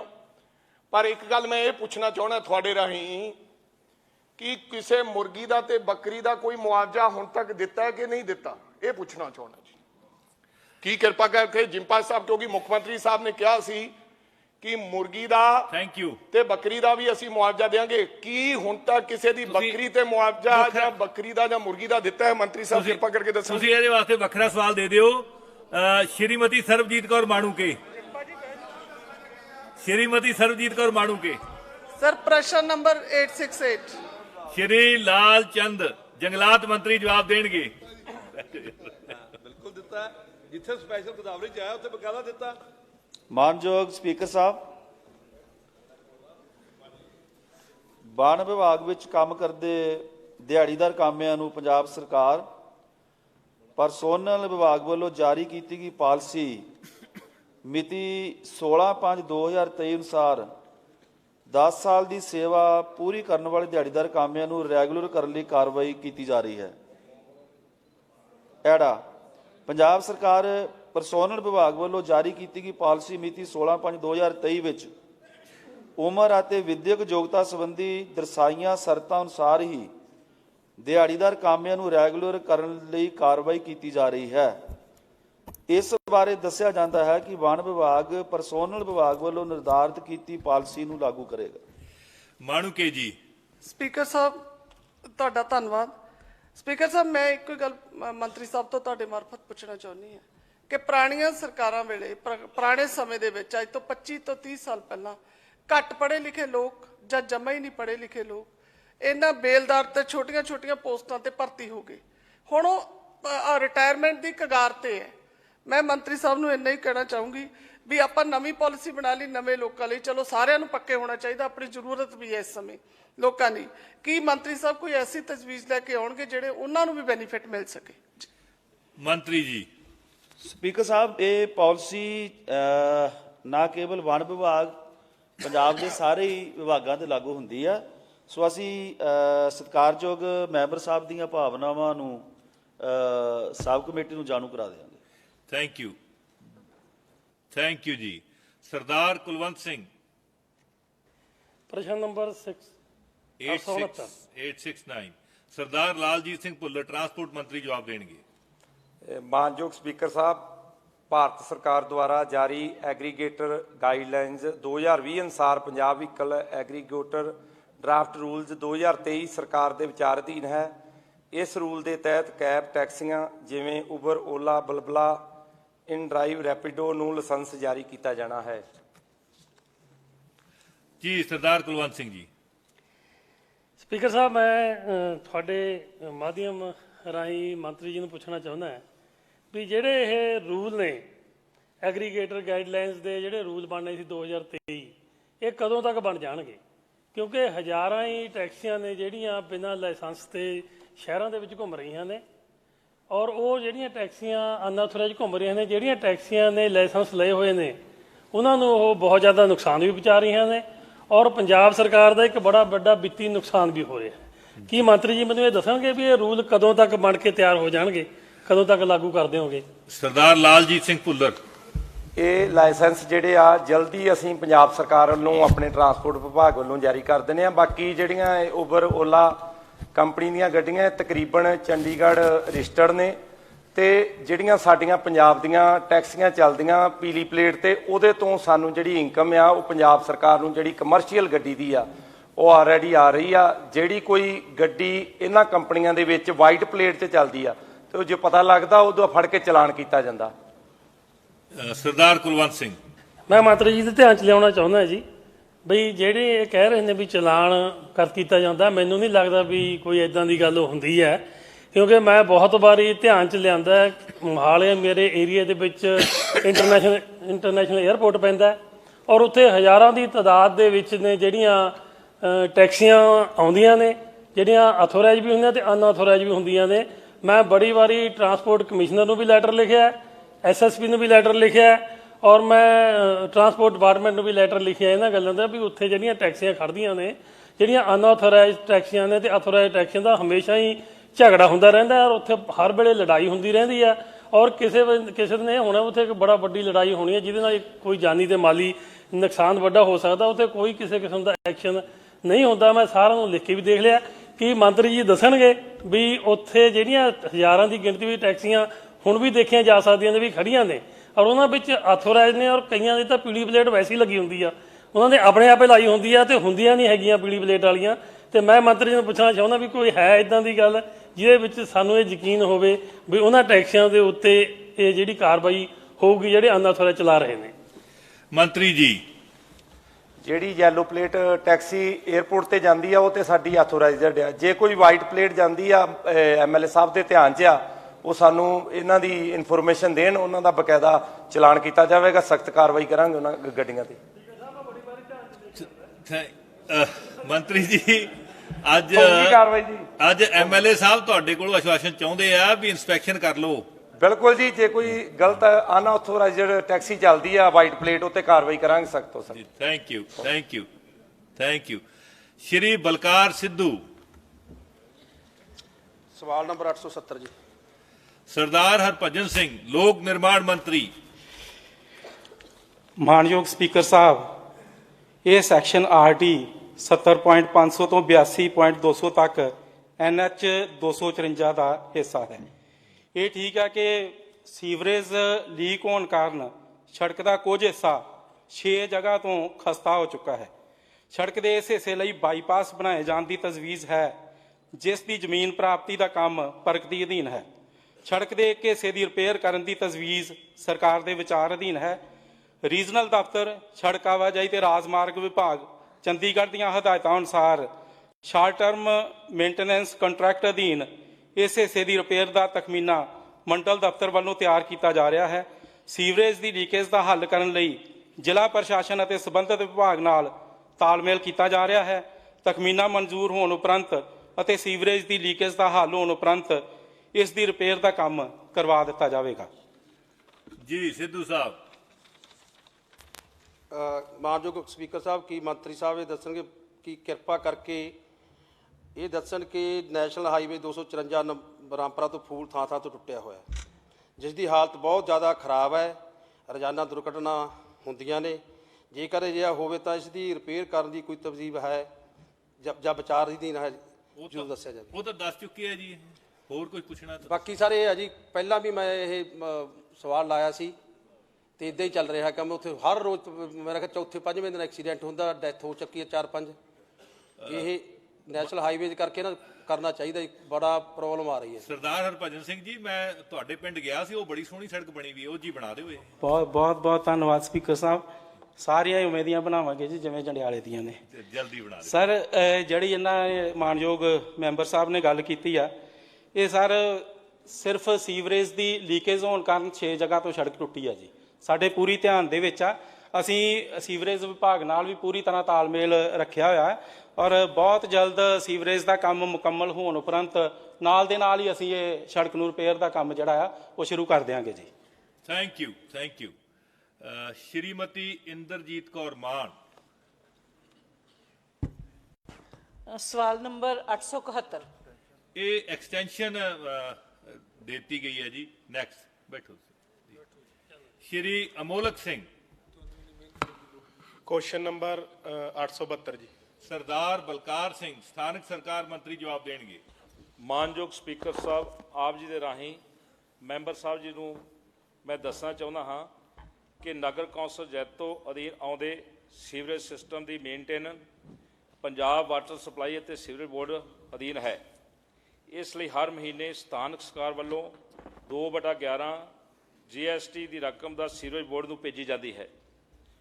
ਭਾਗ ਕੂੜਾ ਅਨੁਸਾਰ ਰੈਵਨਿਊ ਅਤੇ ਵੈਟ ਸ਼ੇਅਰ ਦੀ ਪ੍ਰਾਪਤੀ ਤਕਰੀਬਨ 3.98 ਲੱਖ ਰੁਪਇਆ ਪ੍ਰਤੀ ਮਹੀਨਾ ਹੁੰਦੀ ਹੈ। ਜੈਤੋ ਸ਼ਹਿਰ ਦੀ ਸੀਵਰੇਜ ਦੀ ਦੇਖ ਰੇਖ ਦਾ ਕੰਮ ਇੱਕ ਪ੍ਰਾਈਵੇਟ ਏਜੰਸੀ ਨੂੰ ਦਿੱਤਾ ਹੋਇਆ ਹੈ। ਇਹ ਕੰਪਨੀ ਨੂੰ ਉਪਰੋਕਤ ਰਾਸ਼ੀ ਦੀ ਪ੍ਰਤੀ ਮਹੀਨਾ ਅਦਾਇਗੀ ਕੀਤੀ ਜਾਂਦੀ ਹੈ। ਜਦੋਂ ਕਦੇ ਵੀ ਸੀਵਰੇਜ ਦੀ ਦੇਖਭਾਲ ਸੰਬੰਧੀ ਸ਼ਿਕਾਇਤ ਹੁੰਦੀ ਹੈ ਤਾਂ ਤੁਰੰਤ ਕਾਰਵਾਈ ਕਰਦੇ ਹੋਏ ਸ਼ਿਕਾਇਤ ਦਾ ਨਿਵਾਰਨ ਕੀਤਾ ਜਾਂਦਾ ਹੈ। ਇਸ ਕੰਪਨੀ ਦੇ ਕੰਮ ਦੀ ਲਗਾਤਾਰ ਮੋਨੀਟਰਿੰਗ ਕੀਤੀ ਜਾਂਦੀ ਹੈ ਅਤੇ ਉਸ ਤੋਂ ਸਹੀ ਢੰਗ ਨਾਲ ਕੰਮ ਕਰਵਾਏ ਜਾਣ ਲਈ ਪੂਰੇ ਯਤਨ ਕੀਤੇ ਜਾ ਰਹੇ ਹਨ। ਜਦੋਂ ਕਦੇ ਵੀ ਕੰਪਨੀ ਕਾਰਗੁਜ਼ਾਰੀ ਤਸੱਲੀਬਖਸ਼ ਨਹੀਂ ਪਾਈ ਜਾਂਦੀ ਤਾਂ ਉਸ ਨੂੰ ਜੁਰਮਾਨਾ ਕੀਤਾ ਜਾਂਦਾ ਹੈ। ਜੇਕਰ ਭਵਿੱਖ ਵਿੱਚ ਇਹ ਕੰਪਨੀ ਦੇ ਕੰਮ ਦੀ ਕਾਰਗੁਜ਼ਾਰੀ ਵਿੱਚ ਸੁਧਾਰ ਨਹੀਂ ਆਉਂਦਾ ਤਾਂ ਇਸ ਕੰਪਨੀ ਖਿਲਾਫ ਐਗਰੀਮੈਂਟ ਅਨੁਸਾਰ ਬਣਦੀ ਕਾਰਵਾਈ ਕੀਤੀ ਜਾਵੇਗੀ ਅਤੇ ਕੰਪਨੀ ਦੇ ਰਿਸਕ ਐਂਡ ਕਾਸਟ ਤੇ ਸੀਵਰੇਜ ਦੀ ਦੇਖਭਾਲ ਦਾ ਕੰਮ ਕਰਵਾਇਆ ਜਾਵੇਗਾ ਅਤੇ ਸ਼ਹਿਰ ਵਾਸੀਆਂ ਨੂੰ ਸੀਵਰੇਜ ਦੀ ਮੇਨਟੇਨੈਂਸ ਨੂੰ ਲੈ ਕੇ ਕੋਈ ਦਿੱਕਤ ਨਹੀਂ ਆਉਣ ਦਿੱਤੀ ਜਾਵੇਗੀ। ਮੰਤਰੀ ਜੀ ਉਹ ਕਹਿੰਦੇ ਨਾ ਜੀ ਜਿਹੜੇ ਰੋਗ ਨਾਲ ਬੱਕਰੀ ਮਰ ਗਈ ਉਹੀ ਰੋਗ ਪਠੋਰੇ ਨੂੰ, ਕੋਟਕਪੂਰੇ ਵੀ ਇਹੀ ਹਾਲ ਹੈ ਔਰ ਇਸੇ ਕੰਪਨੀ ਕੋਲ ਹੈ। ਔਰ ਜਦੋਂ ਇਸ ਕੰਪਨੀ ਦੇ ਮੁਲਾਜ਼ਮ ਧਰਨੇ ਤੱਕ ਨਹੀਂ ਨਾ ਬਹਿੰਦੇ ਉਨੀ ਦੇਰ ਤੱਕ ਇਹ ਕੰਪਨੀ ਉਹਨਾਂ ਨੂੰ ਤਨਖਾਹ ਵੀ ਨਹੀਂ ਦਿੰਦੀ। ਤੁਸੀਂ ਦੱਸਿਆ ਵੀ ਹਰ ਮਹੀਨੇ ਸਰਕਾਰ ਵੱਲੋਂ ਪੈਸਾ ਉਹਨਾਂ ਨੂੰ ਚਲਾ ਜਾਂਦਾ ਹੈ। ਸੋ ਇਹਦੇ ਕੋਈ ਸਖਤ ਕਾਰਵਾਈ ਇਹਦੇ ਦੀ ਕਰਨੀ ਪੈਣੀ। ਔਰ ਇਹ ਸਵਾਲ ਪਿਛਲੇ ਜਿਹੜਾ ਸਰਕਾਰ ਦੇ ਸਮੇਂ ਜਦੋਂ ਅਸੀਂ ਆਪੋਜੀਸ਼ਨ ਸੀ ਇਹ ਦਾਸ ਵੱਲੋਂ ਵੀ ਚੱਕਿਆ ਗਿਆ ਸੀ। ਸੋ ਇਹਦੇ ਤੇ ਸਖਤ ਕਾਰਵਾਈ ਦੀ ਲੋੜ ਹੈ। ਅਮੋਲਕ ਸਿੰਘ ਜੀ ਐਮਐਲਏ ਅਮੋਲਕ ਸਿੰਘ ਜੀ। ਸਰ ਮੇਰਾ ਇਹੀ ਸਵਾਲ ਸੀਗਾ ਵੀ ਜੇ ਉਹ ਮੇਨਟੇਨੈਂਸ ਦੇ ਕੋਈ ਪੈਸੇ ਦਿੱਤੇ ਜਾਂਦੇ ਆ ਤਾਂ ਕਿਹਨੂੰ ਦਿੱਤੇ ਜਾਂਦੇ ਆ, ਕਿਉਂਕਿ 4 ਲੱਖ ਰੁਪਈਆ ਮਹੀਨੇ ਦਾ ਕਿਸੇ ਕੰਪਨੀ ਨੂੰ ਦੇਣਾ ਤੇ 5 ਰੁਪਏ ਦਾ ਵੀ ਉੱਥੇ ਕੰਮ ਨਾ ਹੋਣਾ, ਸਰ ਉਹ ਤਾਂ ਬੇਤੁਕੀ ਮਤਲਬ ਆਪਾਂ ਪੈਸੇ ਉਹਨਾਂ ਨੂੰ ਦੇ ਰਹੇ ਆ। ਮੇਰੀ ਬੇਨਤੀ ਹੈ ਵੀ ਇਸ ਸਵਾਲ ਪੁੱਛੋ ਜੀ, ਸਵਾਲ ਬੇਨਤੀ ਨਹੀਂ ਕਰਨੀ। ਮਤਲਬ ਮੇਰਾ ਇਹੀ ਸਵਾਲ ਆ ਕੀ ਆਪਾਂ ਇਹਨਾਂ ਦੀ ਇਹ ਮਾੜੀ ਕਾਰਗੁਜ਼ਾਰੀ ਨੂੰ ਲੈ ਕੇ ਇਸ ਤੋਂ ਬਾਅਦ ਇਹਨੂੰ ਬਲੈਕ ਲਿਸਟ ਕਰਕੇ ਇਹਨਾਂ ਦਾ ਕੰਟਰੈਕਟ ਤੋੜ ਸਕਦੇ ਆ ਜੀ? ਜੇ ਤੋੜ ਸਕਦੇ ਆ ਤਾਂ ਉਹਨਾਂ ਨੂੰ ਤੋੜਿਆ ਜਾਵੇ ਤੇ ਜਾਂ ਤਾਂ ਨਗਰ ਕੌਂਸਲ ਜਾਂ ਸੀਵਰੇਜ ਬੋਰਡ ਨੂੰ ਇਹ ਪੈਸੇ ਦਿੱਤੇ ਜਾਣ ਤਾਂ ਕਿ ਕੰਮ ਹੋ ਸਕੇ। ਮਾਨਯੋਗ ਮੰਤਰੀ ਜੀ ਸਰ ਅਸੀਂ ਇਹਨੂੰ ਐਗਜ਼ਾਮਨ ਕਰਕੇ ਇਹਨਾਂ ਦੇ ਖਿਲਾਫ ਜੋ ਬਲੈਕ ਲਿਸਟ ਇਹਨੂੰ ਕਰਾਂਗੇ। ਜਲਦੀ ਤੋਂ ਜਲਦੀ ਕਰਿਓ ਜੀ, ਲੋਕ ਬਹੁਤ ਔਖੇ। ਠੀਕ ਹੈ ਸਿੰਘ ਜੀ ਅਮੋਲਕ ਸਿੰਘ ਜੀ। ਧੰਨਵਾਦ ਮੰਤਰੀ ਸਾਹਿਬ, ਜੇ ਅਜਿਹਾ ਹੁੰਦਾ ਤਾਂ ਸਾਡੇ ਵੱਲੋਂ ਬਹੁਤ ਬਹੁਤ ਧੰਨਵਾਦ ਹੈ ਜੀ ਤੁਹਾਡਾ। ਸਰਦਾਰ ਕੁਲਜੀਤ ਸਿੰਘ ਰੰਧਾਵਾ 873 ਜੀ। ਸਰਦਾਰ ਗੁਰਮੀਤ ਸਿੰਘ ਖੁੱਡੀਆਂ ਖੇਤੀਬਾੜੀ ਮੰਤਰੀ ਜਵਾਬ ਦੇਣਗੇ। ਮਾਨਯੋਗ ਸਪੀਕਰ ਸਾਹਿਬ, ਤੁਹਾਡੇ ਰਾਹੀਂ ਮੈਂ ਮਾਨਯੋਗ ਮੈਂਬਰ ਸਾਹਿਬ ਨੂੰ ਦੱਸਣਾ ਚਾਹੁੰਦਾ ਕਿ ਈਸਾਪੁਰ ਤੋਂ ਸਤਾਬਗੜ੍ਹ ਦੀ ਜਿਹੜੀ ਲਿੰਕ ਸੜਕ ਨਾ ਹੋਣ ਕਾਰਨ ਕਾਜਵੇ ਬਣਾਉਣ ਦਾ ਕੋਈ ਤਜਵੀਜ਼ ਨਹੀਂ। ਰੰਧਾਵਾ ਸਾਹਿਬ। ਸਤਿਕਾਰਯੋਗ ਸਪੀਕਰ ਸਾਹਿਬ, ਮੈਂ ਮਾਨਯੋਗ ਮੰਤਰੀ ਸਾਹਿਬ ਨੂੰ ਪੁੱਛਣਾ ਚਾਹੁੰਦਾ ਕਿ ਆ 5ਵਾਂ ਵਿਧਾਨ ਸਭਾ ਦਾ ਅੱਜ ਸੈਸ਼ਨ ਹੈ ਤੇ ਪਹਿਲੇ ਸੈਸ਼ਨ 'ਚ ਵੀ ਮੈਂ ਇਹੀ ਗੱਲ ਕੀਤੀ ਸੀ। ਆ ਸਾਰੇ ਮਾਨਯੋਗ ਜਿੰਨੇ ਐਮਐਲਏ ਸਾਹਿਬਾਨ ਮੰਤਰੀ ਸਾਹਿਬਾਨ ਨੇ ਜਦੋਂ ਦਿੱਲੀ ਤੋਂ ਹਰਿਆਣਾ ਤੋਂ ਆਉਂਦੇ ਨੇ ਇੱਕੋ ਰਸਤਾ ਹੈ ਅੰਬਾਲੇ ਤੋਂ ਚੰਡੀਗੜ੍ਹ ਜਾਣ ਦਾ, ਡੇਰਾ ਬਸੀ, ਤੇ ਜਾਮ 'ਚ ਸਾਰੇ ਹੀ ਦੁਰਾਂਸੀਸਾਂ ਦੇ ਨੇ। ਸਭ ਤੋਂ ਪਹਿਲਾਂ ਕਹਿੰਦੇ ਨੇ ਇੱਥੇ ਐਮਐਲਏ ਕੌਣ ਹੈ, ਹਾਲਾਂਕਿ ਐਮਐਲਏ ਦੇ ਕੰਮ ਨਹੀਂ, ਇਹ ਸਰਕਾਰ ਦੇ ਕੰਮ ਨੇ। ਮੈਂ ਮੰਤਰੀ ਸਾਹਿਬ ਨੂੰ ਇਹ ਪੁੱਛਣਾ ਚਾਹੁੰਦਾ ਕਿ 20 ਪਿੰਡ ਤੇ ਇੱਕ ਡੇਰਾ ਬਸੀ ਸ਼ਹਿਰ 1 ਲੱਖ ਲੋਕ ਅਗਰ ਇਹ ਕਾਜ਼ਵੇ ਬਣਾ ਦਿੱਤਾ ਜਾਵੇ ਤੇ ਉਹ ਜ਼ੀਰਕਪੁਰ ਦੇ ਡੇਰਾ ਬਸੀ ਜਾਮ ਤੋਂ ਉਹਨਾਂ ਨੂੰ ਨਿਜਾਤ ਮਿਲ ਸਕਦੀ ਹੈ। ਕਦੋਂ ਤੇ ਕਿੰਨੇ ਟਾਈਮ 'ਚ ਇਹ ਸਰਕਾਰ ਵੱਲੋਂ ਔਰ ਮੰਤਰੀ ਸਾਹਿਬ ਇਹ ਕਾਜ਼ਵੇ ਬਣਾ ਕੇ ਤਿਆਰ ਕਰਕੇ ਦਿੱਤਾ ਜਾਵੇਗਾ? ਮੰਤਰੀ ਜੀ ਇਹ ਜਿਹੜਾ ਇਹਨਾਂ ਦਾ ਈਸਾਪੁਰ ਪਿੰਡ ਆ ਜੀ, ਉੱਥੋਂ 18 ਫੁੱਟ ਸੜਕ ਆ ਜਿਹੜੀ ਨੈਸ਼ਨਲ ਹਾਈਵੇ ਚੰਡੀਗੜ੍ਹ ਜਿਹੜੀ NH 22 ਨਾਲ ਜੁੜਿਆ ਹੈ। ਦੂਸਰਾ ਸਤਾਬਗੜ੍ਹ ਆ ਜਿਹੜਾ, ਉਹ ਵੀ 18 ਫੁੱਟ ਸੜਕ ਜਿਹੜੀ ਹੈ ODR 9 ਨੰਬਰ ਰਾਹੀਂ ਨੈਸ਼ਨਲ ਹਾਈਵੇ ਨਾਲ ਚੰਡੀਗੜ੍ਹ ਨਾਲ ਜੁੜਿਆ ਹੈ ਅਤੇ ਚੰਡੀਗੜ੍ਹ ਪਟਿਆਲਾ ਨਾਲ ਜੁੜਿਆ ਹੋਇਆ ਹੈ NH 22 ਨਾਲ। ਇਸ ਲਈ ਇਹ ਰਸਤਾ ਕੱਚਾ ਹੈ, ਕੱਚੇ ਰਸਤੇ 'ਤੇ ਅਸੀਂ ਬਣਾ ਨਹੀਂ ਸਕਦੇ। ਰੰਧਾਵਾ ਸਾਹਿਬ। ਮੈਂ ਮੰਤਰੀ ਸਾਹਿਬ ਨੂੰ ਬੇਨਤੀ ਕਰਾਂਗਾ ਕਿ ਇੱਕ ਦਿਨ ਸ਼ਾਮ ਨੂੰ ਅਸੀਂ ਉਸੇ ਪੁਆਇੰਟ ਤੇ ਗਏ ਸੀ ਤੇ ਲਗਭਗ 1 ਕਿੱਲੇ ਦੇ ਅੰਦਰ ਅਗਰ ਕਾਜ਼ਵੇ ਬਣ ਜਾਏ ਤਾਂ ਲੱਖਾਂ ਲੋਕ ਰੋਜ਼ ਜਾਮ 'ਚ ਫਸਣੋਂ ਬਚ ਸਕਦੇ ਨੇ। ਤੇ ਮੈਂ ਮੰਤਰੀ ਸਾਹਿਬ ਨੂੰ ਕਹਾਂਗਾ ਕਿ ਤੁਹਾਡੀ ਕੋਈ ਕੈਬਨਿਟ ਦੀ ਜਦੋਂ ਮੀਟਿੰਗ ਹੁੰਦੀ ਹੈ ਇਸ ਕਾਜ਼ਵੇ ਵੱਲ ਧਿਆਨ ਕੀਤਾ ਜਾਏ। 1.25 ਲੱਖ ਲੋਕਾਂ ਦੇ ਰੋਜ਼ ਜਾਮ ਫਸਣ ਨਾਲ ਸਾਰੇ ਲੋਕ ਹਿਮਾਚਲ, ਪੰਜਾਬ, ਹਰਿਆਣਾ, UP ਸਾਰੇ ਲੋਕ ਪਰੇਸ਼ਾਨ ਹੁੰਦੇ ਨੇ। ਬਹੁਤ ਛੋਟੀ ਜੀ ਸਰਕਾਰ ਅਗਰ ਮੰਤਰੀ ਸਾਹਿਬ ਹਿੰਮਤ ਕਰੇ ਤਾਂ ਇਹ ਬਹੁਤ ਅਸੀਸਾਂ ਦੇਣਗੇ ਲੋਕ ਪੰਜਾਬ ਦੇ ਤੁਹਾਨੂੰ। ਧੰਨਵਾਦ ਜੀ। ਧੰਨਵਾਦ ਜੀ। ਸੋ ਮੰਤਰੀ ਸਾਹਿਬ ਅਸੀਸਾਂ ਲੈ ਲਿਓ ਜੀ। ਮੰਤਰੀ ਜੀ। ਮੈਂ ਮਾਨਯੋਗ MLA ਸਾਹਿਬ ਨੂੰ ਬੇਨਤੀ ਕਰਦਾ ਕਿ ਕਿਸੇ ਵੇਲੇ ਮੈਂ ਵੀ ਆ ਜਾਊਂਗਾ, ਆਪਾਂ ਵੇਖ ਲਾਂਗੇ। ਜਿਹੜੀ ਸਮੇਂ ਦੀ ਲੋੜ ਆ ਉਸ ਮੁਤਾਬਕ ਸਰਕਾਰ ਜੋ ਕਰ ਸਕਦੀ ਆ ਉਹ ਜ਼ਰੂਰ ਕਰਾਂਗੇ। Thank you. ਰੰਧਾਵਾ ਸਾਹਿਬ ਦਾ ਵੈਸੇ ਮੈਂ ਇੱਕ ਦਿਨ ਰਾਤ ਨੂੰ ਦਿਖਾ ਕੇ ਲਿਆ ਸੀ, ਹੁਣ ਮੈਂ ਦਿਨੇ ਦਿਖਾ ਕੇ ਲਿਆਉਂਗਾ ਮੰਤਰੀ ਸਾਹਿਬ ਨੂੰ ਰਸਤਾ ਜੀ। ਧੰਨਵਾਦ ਜੀ। ਸ਼੍ਰੀ ਅਵਤਾਰ ਸਿੰਘ ਜੂਨੀਅਰ। ਸਪੀਕਰ ਸਾਹਿਬ, ਸਵਾਲ ਨੰਬਰ 874। ਡਾਕਟਰ ਬਲਜੀਤ ਕੌਰ ਸਮਾਜਿਕ ਸੁਰੱਖਿਆ ਮੰਤਰੀ। ਆਨਰੇਬਲ ਸਪੀਕਰ ਸਾਹਿਬ, ਮੈਂ ਆਪ ਜੀ ਦੇ ਮਾਧਿਅਮ ਰਾਹੀਂ ਮੈਂਬਰ ਸਾਹਿਬ ਨੂੰ ਦੱਸਣਾ ਚਾਹੁੰਦੀ ਹਾਂ ਕਿ ਸਾਲ 2022-23 ਦੌਰਾਨ ਰਾਜ ਵਿੱਚ ਪੈਨਸ਼ਨਰਾਂ ਦੀ ਗਿਣਤੀ 31,56,679 ਸੀ ਤੇ ਸਾਲ 2023-24 ਦੌਰਾਨ ਰਾਜ ਵਿੱਚ ਪੈਨਸ਼ਨਰਾਂ ਦੀ ਗਿਣਤੀ 32,92,967 ਹੈ। ਵਿਭਾਗੀ ਪੈਨਸ਼ਨ ਨਿਯਮ ਮਾਪਦੰਡ ਅਨੁਸਾਰ ਸਾਲ 2022-23 ਦੌਰਾਨ ਲਾਭਪਾਤਰੀਆਂ ਦਾ ਸਰਵੇ ਕਰਵਾਇਆ ਗਿਆ, ਜਿਸ ਅਨੁਸਾਰ 90,248 ਲਾਭਪਾਤਰੀ ਦੀ ਪੈਨਸ਼ਨ ਰੋਕੀ ਗਈ ਅਤੇ ਸਾਲ 2023-24 ਦੌਰਾਨ 37,108 ਲਾਭਪਾਤਰੀਆਂ ਦੀ ਪੈਨਸ਼ਨ ਰੱਦ ਕਰ ਦਿੱਤੀ ਗਈ। ਜੀ ਸ਼੍ਰੀ ਅਵਤਾਰ ਸਿੰਘ ਜੂਨੀਅਰ। ਸਪੀਕਰ ਸਾਹਿਬ, ਮੈਂ ਤੁਹਾਡੇ ਮਾਰਫਤ ਵਜ਼ੀਰ ਸਾਹਿਬਾ ਤੋਂ ਪੁੱਛਣਾ ਚਾਹੁੰਦਾ ਹਾਂ ਕਿ 1.5 ਸਾਲ ਦੇ ਕਾਰਜਕਾਲ ਦੇ ਵਿੱਚ ਲਗਭਗ ਪੰਜਾਬ ਦੇ 1,27,000 ਪੈਨਸ਼ਨਰਾਂ ਦੀ ਪੈਨਸ਼ਨ ਕੱਟੀ ਗਈ। ਇਹਦੇ ਵਿੱਚੋਂ ਜ਼ਿਮੀਂਦਾਰਾਂ ਦੀ ਕਿੰਨੀ ਕੁ, ਮੈਨੂੰ ਜਿੰਨਾ ਕੁ ਸਮਝ ਆਇਆ ਕਿ 65,000 ਤੋਂ ਵੱਧ ਜ਼ਿਮੀਂਦਾਰਾਂ ਦੀ ਪੈਨਸ਼ਨ ਕੱਟੀ ਗਈ, ਜਿਹਦੇ ਵਿੱਚ ਉਹਨਾਂ ਦਾ ਮਾਪਦੰਡ ਰੱਖਿਆ ਗਿਆ ਕਿ 60,000 ਰੁਪਏ ਤੋਂ ਜਿਹਦੀ ਇਨਕਮ ਵੱਧ ਹੈ ਉਹਦੇ ਵਿੱਚ ਉਹਨਾਂ ਦੀ ਪੈਨਸ਼ਨ ਕੱਟੀ ਗਈ। ਸਰ, ਮੇਰੀ ਬੇਨਤੀ ਹੈ, ਇਹਨਾਂ ਦੇ ਮਹਿਕਮੇ ਦੇ ਰੂਲ ਇਹ ਕਹਿੰਦਾ ਕਿ 2.5 ਏਕੜ ਤੋਂ ਜਿਹਦੀ ਮਾਲਕਾਨਾ ਵੱਧ ਹੈ ਉਹਨੂੰ ਪੈਨਸ਼ਨ ਨਹੀਂ ਲੱਗ ਸਕਦੀ। 2.5 ਏਕੜ ਤੱਕ ਅੱਜ ਭਾਵੇਂ ਉਹ ਗੰਨਾ ਦੀ ਉਤਪਾਦਨ ਕਰਦੇ ਹੋਵੇ, ਭਾਵੇਂ ਉਹ ਰਾਈਸ ਤੇ ਵੀਟ ਦਾ ਕਰਦਾ ਹੋਵੇ, ਘੱਟੋ ਘੱਟ 3 ਲੱਖ ਰੁਪਏ ਦਾ ਉਹਨਾਂ ਨੂੰ ਹਰ ਸਾਲ ਇਨਕਮ ਆ ਜਾਂਦੀ ਹੈ 2.5 ਏਕੜ ਦੇ ਨਾਲ। ਕੀ ਮਹਿਕਮਾ ਪਹਿਲਾਂ ਤਾਂ ਇਹਨੂੰ ਰਿਵਾਈਜ਼ ਕਰਕੇ ਇਹ ਕਮ ਸੇ ਕਮ 2.5 ਲੱਖ ਰੁਪਈਆ ਉਹਦੀ ਲਿਮਿਟ ਕਰੂਗਾ ਕਿ 2.5 ਲੱਖ ਰੁਪਏ ਤੱਕ ਇਨਕਮ ਹੋਣੀ ਚਾਹੀਦੀ ਹੈ? ਦੂਜਾ ਮੇਰਾ ਬੇਨਤੀ ਹੈ ਕਿ ਇਹ ਪੈਨਸ਼ਨ 1500 ਤੋਂ ਵਧਾ ਕੇ 2500 ਰੁਪਈਆ ਕਦੋਂ ਤੱਕ ਕੀਤੀ ਜਾਊਗੀ? ਸਰ, ਇਸ ਵਿਧਾਨ ਸਭਾ ਨੇ ਇੱਕ ਐਕਟ ਪਾਸ ਕੀਤਾ ਸੀ, the Punjab minimum wage rules act 1950, ਜਿਹਦੇ ਮੁਤਲਕ ਮਿਨੀਮਮ ਵੇਜ ਜਿਹੜੀ ਪੰਜਾਬ ਦੇ ਵਿੱਚ ਦਿੱਤੀ ਜਾਣੀ ਹੈਗੀ ਹੈ, ਉਹ ਅਗਰ ਕੋਈ ਅਨਸਕਿਲਡ ਲੇਬਰ ਹੈਗਾ ਤੇ ਉਹਨੂੰ ਮੰਥਲੀ 10,736 ਰੁਪਏ ਦੇਣੀ ਚਾਹੀਦੀ ਹੈ। ਇਸ ਲੇਬਰ ਮਹਿਕਮੇ ਨੇ ਕੱਢਿਆ ਹੈਗਾ 1/9/2023 ਦੀ ਨੋਟੀਫਿਕੇਸ਼ਨ ਦੇ ਵਿੱਚ। ਅਗਰ ਕੋਈ ਸੈਮੀ ਸਕਿਲਡ ਹੈ ਤਾਂ ਉਹ 11,516 ਰੁਪਏ ਪਰ ਮੰਥ ਦੇਣੀ ਚਾਹੀਦੀ ਹੈ।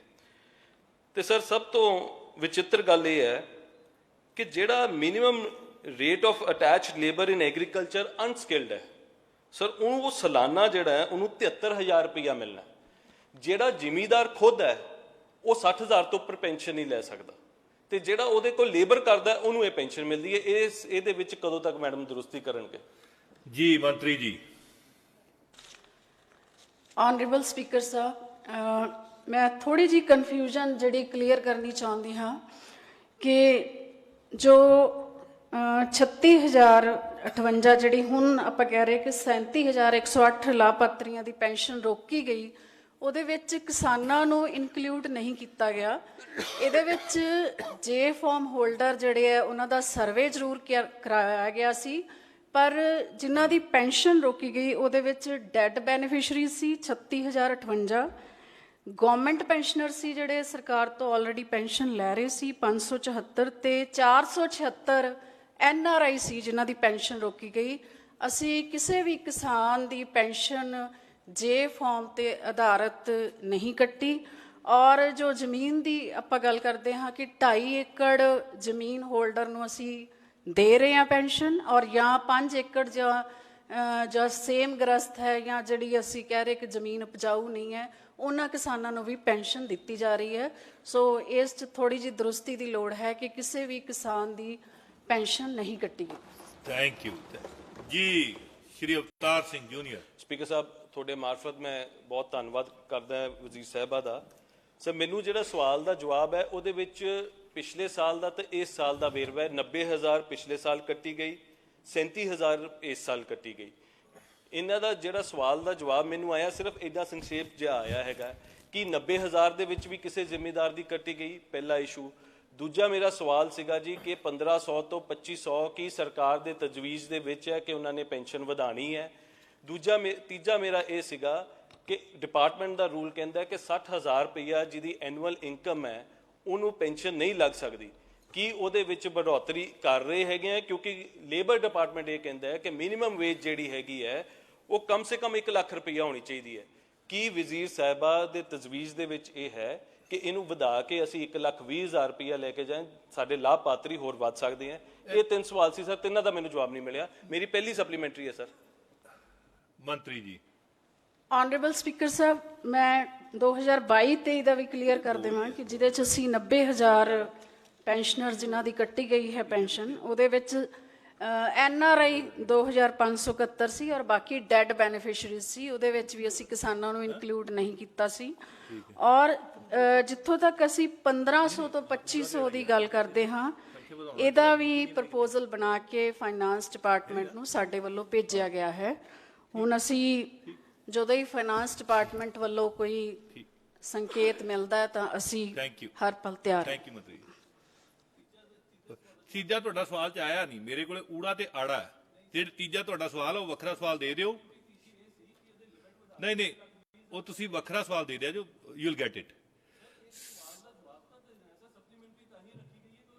ਜੀ ਨਹੀਂ, ਉਹ ਸਪਲੀਮੈਂਟਰੀ ਜਿਹੜਾ ਮੰਤਰੀ ਸਾਹਿਬ ਜੇ ਦੇਣਾ ਚਾਹੁੰਦੇ ਦੇ ਸਕਦੇ ਆ। ਅਦਰਵਾਈਜ਼ ਤੁਹਾਨੂੰ ਤੁਸੀਂ ਜਿਹੜਾ ਸਵਾਲ ਪੁੱਛਿਆ ਹੈ ਮਾਨਯੋਗ ਮੈਂਬਰ ਸਾਹਿਬ, ਉਹਦੇ 'ਚ ਇਹ ਹੈ ਕਿ ਸਮਾਜਿਕ ਸੁਰੱਖਿਆ ਮੰਤਰੀ ਕਿਰਪਾ ਕਰਕੇ ਦੱਸਣਗੇ ਕਿ ਊੜਾ ਸਾਲ 2022-23 ਅਤੇ ਸਾਲ 2023-24 ਦੌਰਾਨ ਰਾਜ ਵਿੱਚ ਪੈਨਸ਼ਨਾਂ ਦੀ ਕੁੱਲ ਗਿਣਤੀ ਕਿੰਨੀ ਹੈ। ਉਹ ਜਵਾਬ ਤੁਹਾਨੂੰ ਮਿਲ ਗਿਆ।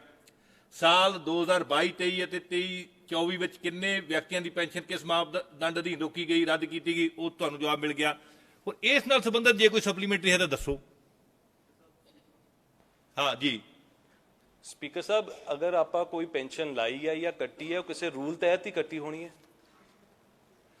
ਸੋ ਉਹੀ ਮੈਂ ਰੂਲ ਕਹਿ ਰਿਹਾ ਹੈਗਾ ਕਿ ਉਹ ਰੂਲ ਦੇ ਤਹਿਤ ਜਿਹੜੀ 60,000 ਰੁਪਏ ਦੀ ਲਿਮਿਟ ਹੈ, ਕੀ ਉਹਨੂੰ ਸਰਕਾਰ ਵਧਾਉਣ ਦਾ ਕੋਈ ਤਜਵੀਜ਼ ਰੱਖੂਗੀ? ਮੈਂ ਤਾਂ ਕੋਈ ਦੂਜਾ ਸਵਾਲ ਹੀ ਨਹੀਂ ਪੁੱਛਿਆ, ਜੋ ਰੂਲ ਹੈ ਮੈਂ ਉਹਨੂੰ ਪੁੱਛ ਰਿਹਾ।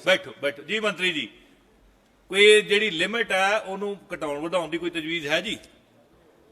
ਆਨਰੇਬਲ ਸਪੀਕਰ ਸਾਹਿਬ, ਮੈਂ ਆਪ ਜੀ ਦੇ ਮਾਧਿਅਮ ਰਾਹੀਂ ਮੈਂਬਰ ਸਾਹਿਬ ਨੂੰ ਦੱਸ ਦੇਣਾ ਚਾਹੁੰਦੀ ਹਾਂ ਕਿ ਤਜਵੀਜ਼ ਇਹ ਆਪ ਜੀ ਵੱਲੋਂ ਹੀ ਪੇਸ਼ ਹੋਈ ਹੈ, ਸੋ ਇਸ ਤੇ ਵੀ ਵਿਚਾਰ ਕਰ ਲਿਆ ਜਾਵੇਗਾ। Thank you. ਸਰਦਾਰ ਪ੍ਰਤਾਪ ਸਿੰਘ ਬਾਜਵਾ ਔਰ ਸ਼੍ਰੀ ਅਮਰਿੰਦਰ ਸਿੰਘ ਰਾਜਾ ਵੜਿੰਗ ਦੋਨਾਂ ਦਾ 875 ਜੀ 875। ਡਾਕਟਰ ਬਲਬੀਰ ਸਿੰਘ ਸਿਹਤ ਤੇ ਪਰਿਵਾਰ ਭਲਾਈ ਮੰਤਰੀ ਜਵਾਬ ਦੇਣਗੇ। ਮਾਨਯੋਗ ਸਪੀਕਰ ਸਾਹਿਬ, ਮੈਂ ਤੁਹਾਡੇ ਮਾਰਫਤ ਸਾਡੇ ਵਿਰੋਧੀ ਧਿਰ ਦੇ ਨੇਤਾ ਸਾਡੇ ਮਾਨਯੋਗ ਮੈਂਬਰ ਸਾਹਿਬ ਨੂੰ ਦੱਸਣਾ ਚਾਹੁੰਦਾ ਕਿ ਉਹਨਾਂ ਦਾ ਜਿਹੜਾ ਸਵਾਲ ਹੈ, ਜਿਹੜਾ ਊੜਾ ਪੰਜਾਬ ਵਿੱਚ ਕੁੱਲ ਕਿੰਨੇ ਆਮ ਆਦਮੀ ਕਲੀਨਿਕ ਖੋਲ੍ਹੇ ਗਏ। ਸਰ 664 ਆਮ ਆਦਮੀ ਕਲੀਨਿਕ ਹੁਣ ਤੱਕ ਜਿਹੜੇ ਹੈਗੇ ਉਹ ਕੰਮ ਕਰ ਰਹੇ ਆ ਜੀ। ਇਹਨਾਂ ਤੇ 229.48 ਕਰੋੜ ਖਰਚ ਹੋਇਆ। ਸਰ ਦੂਜੀ ਮੈਂ ਤੁਹਾਡੇ ਮਾਧਿਅਮ ਨਾਲ ਵੀ ਦੱਸਣਾ ਚਾਹੁੰਦਾ ਕਿ ਜਿਹੜੀ ਕੇਂਦਰ ਸਰਕਾਰ ਹੈ ਉਹਨਾਂ ਨੇ ਸਾਡੇ ਫੰਡ ਬੰਦ ਕਰਤੇ ਸੀ। ਇਹ ਸਾਰਾ ਖਰਚਾ ਮਾਨ ਸਰਕਾਰ ਵੱਲੋਂ ਪੰਜਾਬ ਸਰਕਾਰ ਵੱਲੋਂ ਕੀਤਾ ਜਾ ਰਿਹਾ। ਸਰ ਦੂਜਾ ਇਹਨਾਂ ਦਾ ਐੜਾ ਹੈਗਾ ਜੀ, ਇਹਦੇ ਵਿੱਚ ਕਿੰਨੇ ਡਾਕਟਰ ਭਰਤੀ ਕੀਤੇ ਗਏ ਆ। ਸਰ ਇਹ ਸਾਰਾ ਸਟਾਫ ਇੰਪੈਨਲਮੈਂਟ ਤੇ ਹੁੰਦਾ। 600 ਆਮ ਆਦਮੀ ਕਲੀਨਿਕਾਂ ਵਿੱਚ 664 ਡਾਕਟਰ ਜਿਹੜੇ ਹੈਗੇ ਆ ਉਹ ਇੰਪੈਨਲਮੈਂਟ ਬੋਰਡ ਦੇ ਉੱਤੇ, ਨਾਲ ਉਹਨਾਂ ਦੇ ਨਰਸਸ ਤੇ ਫਾਰਮਾਸਿਸਟ, ਕੁੱਲ ਮਿਲਾ ਕੇ ਸਰ ਹੈਲਪਰ, ਕੁੱਲ ਮਿਲਾ ਕੇ ਤਕਰੀਬਨ 2600 ਲੋਕਾਂ ਨੂੰ ਰੁਜ਼ਗਾਰ ਵੀ ਮਿਲਿਆ, ਗੇਨਫੁਲ ਇੰਪਲਾਇਮੈਂਟ ਵੀ ਮਿਲੀ ਹੈ। ਇਹ ਸਾਰੇ ਡਾਕਟਰ ਹੈਗੇ ਆ ਜੀ।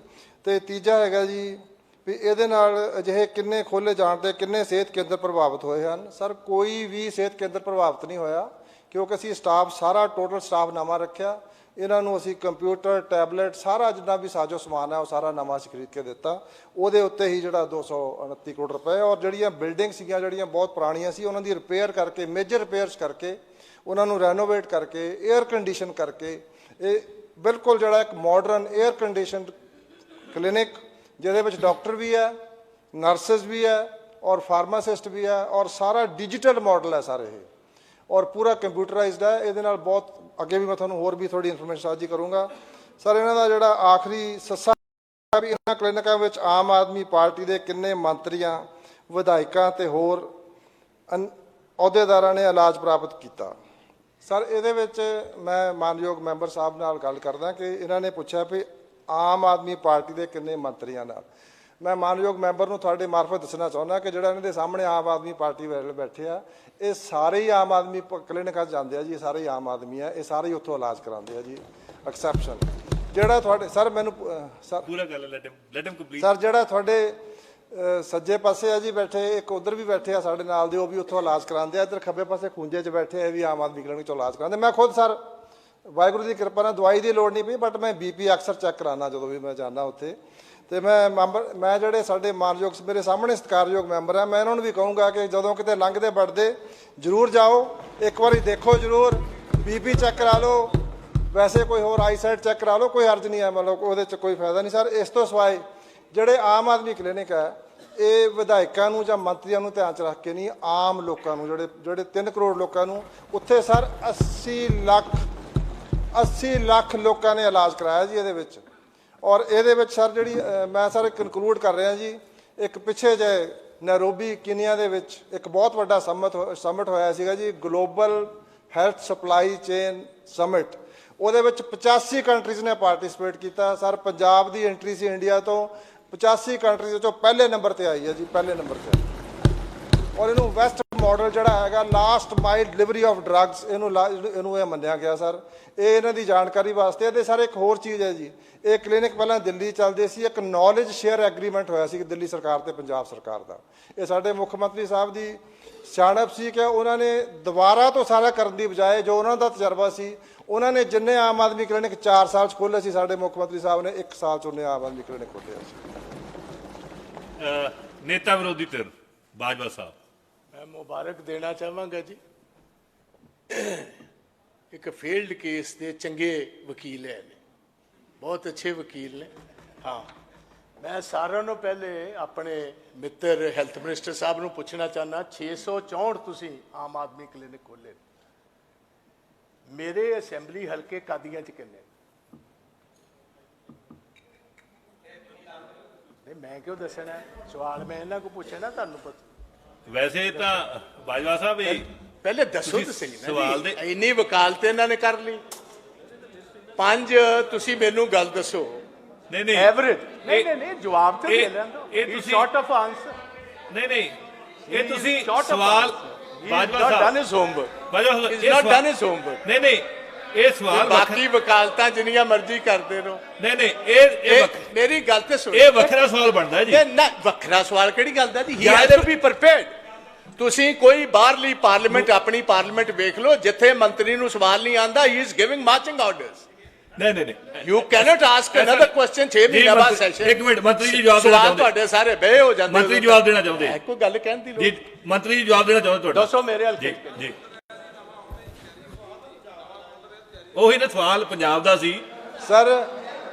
ਮਾਨਯੋਗ ਸਪੀਕਰ ਸਾਹਿਬ ਜੀ, ਜੋ ਬਾਜਵਾ ਸਾਹਿਬ ਦਾ ਸਵਾਲ ਹੈ ਜੀ, ਜੋ ਬਾਜਵਾ ਸਾਹਿਬ ਦਾ ਸਵਾਲ ਹੈ ਜੀ ਸਰ, ਮੇਰੇ ਕੋਲੇ ਜਿਹੜਾ ਡਾਟਾ ਹੈਗਾ ਉਹ ਜ਼ਿਲ੍ਹਾ ਵਾਈਜ਼ ਹੈ ਤੇ ਗੁਰਦਾਸਪੁਰ ਦੇ ਵਿੱਚ 35 ਆਮ ਆਦਮੀ ਕਲੀਨਿਕ ਕੰਮ ਕਰ ਰਹੇ ਆ ਜੀ ਸਰ।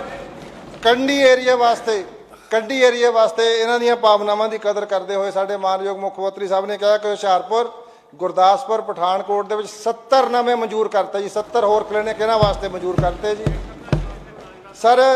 ਫਿਰ ਵੀ ਦੇਖੋ ਸਰ, ਮੈਂ ਤੁਹਾਡੇ ਥਰੂ ਸਾਰੇ ਜਿੰਨੇ ਮੈਂਬਰ ਸਭਾਨ ਆ ਇਹ ਕੁਝ ਹੋਰ ਪੁੱਛਣਾ ਚਾਹੁੰਦੇ ਜੀ ਉਹਦੇ ਨਾਲ ਸੰਬੰਧਿਤ? ਹਾਂ ਜੀ ਹਾਂ ਬਾਜਵਾ ਸਾਹਿਬ।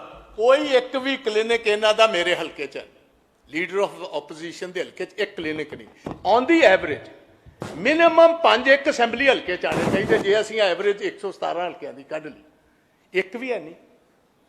ਇਹ ਪਹਿਲਾਂ ਮੈਨੂੰ ਮਿਲਦੀ ਕੀ ਲੋੜ ਇਹਨਾਂ ਨੂੰ?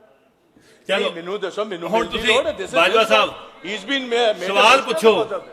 Why should I meet him? Bajwa ਜੀ ਇੱਕ ਮਿੰਟ ਸਵਾਲ ਪੁੱਛ ਲਓ ਨਾ ਜੀ। ਅਗਲਾ ਸਵਾਲ ਪੁੱਛੋ। ਸਵਾਲ ਪੁੱਛੋ। ਨੰਬਰ 2 ਇੱਕ ਮਿੰਟ ਤੁਸੀਂ ਕਹਿੰਦੇ ਹੋ ਇੱਕ ਸਿੰਗਲ ਜਿਹੜੇ ਪੁਰਾਣੇ ਹਸਪਤਾਲ ਨੇ ਇਫੈਕਟ ਨਹੀਂ ਹੋਏ।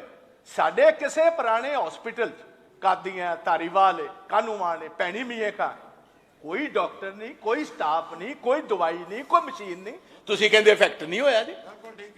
ਇੱਕ ਵੀ ਤੁਸੀਂ ਸਾਰਾ ਸਿਸਟਮ ਚੱਲਦਾ ਚੌੜ ਕਰਤਾ, ਆ ਨਵਾਂ ਕੰਮ ਆਰੰਭਤਾ। ਤੁਸੀਂ ਸਵਾਲ ਪੁੱਛ ਲਓ। ਸਾਰਾ ਸਵਾਲ ਹੀ, ਹੋਰ ਕੀ ਦੱਸ ਰਹੇ? ਇਹ ਸਵਾਲ ਨਹੀਂ ਹੈ। ਸਾਰਾ ਕੰਮ ਚੌੜ, ਇਟਸ ਅ ਕੰਪਲੀਟ ਫੇਲਸ।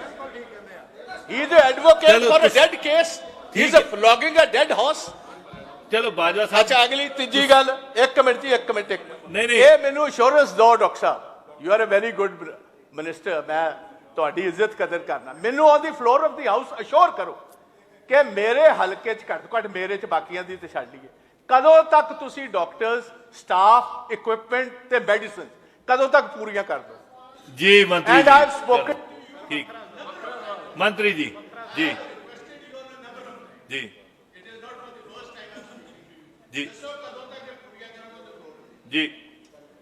ਮੰਤਰੀ ਜੀ।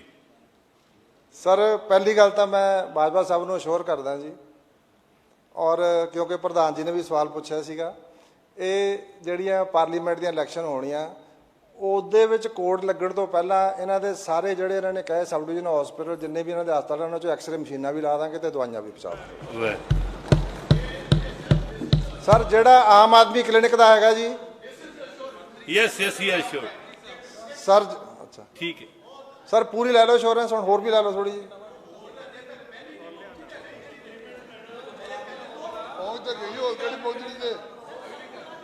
ਚਲੋ ਆਪਾਂ ਬਾਜਵਾ ਸਾਹਿਬ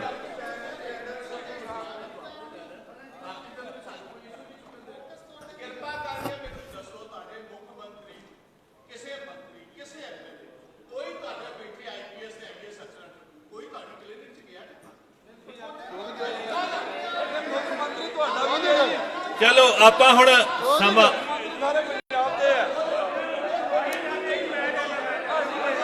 ਠੀਕ ਹੈ ਬਾਜਵਾ ਸਾਹਿਬ, ਹੁਣ ਬੈਠੋ ਤੁਸੀਂ। स्पीकर साहब, मंत्री जी, स्पीकर साहब, मंत्री जी को कहना चाहते, मंत्री जी ठीक है, मंत्री जी जवाब दो जी, मंत्री जी जवाब देंगे। साहब मैं थोड़े थ्रू मानयोग बाजवा साहब ਨੂੰ ਬੇਨਤੀ ਕਰਦਾ बैठो बैठो बैठो बैठो बैठो तुसी बैठो बैठो बैठो मैं तो कहता मैं मंत्री जी बोल रहे जरूर। चेतन जी बैठो तुसी, चेतन जी बैठो तुसी, हाँ जी मंत्री जी बोलो जी,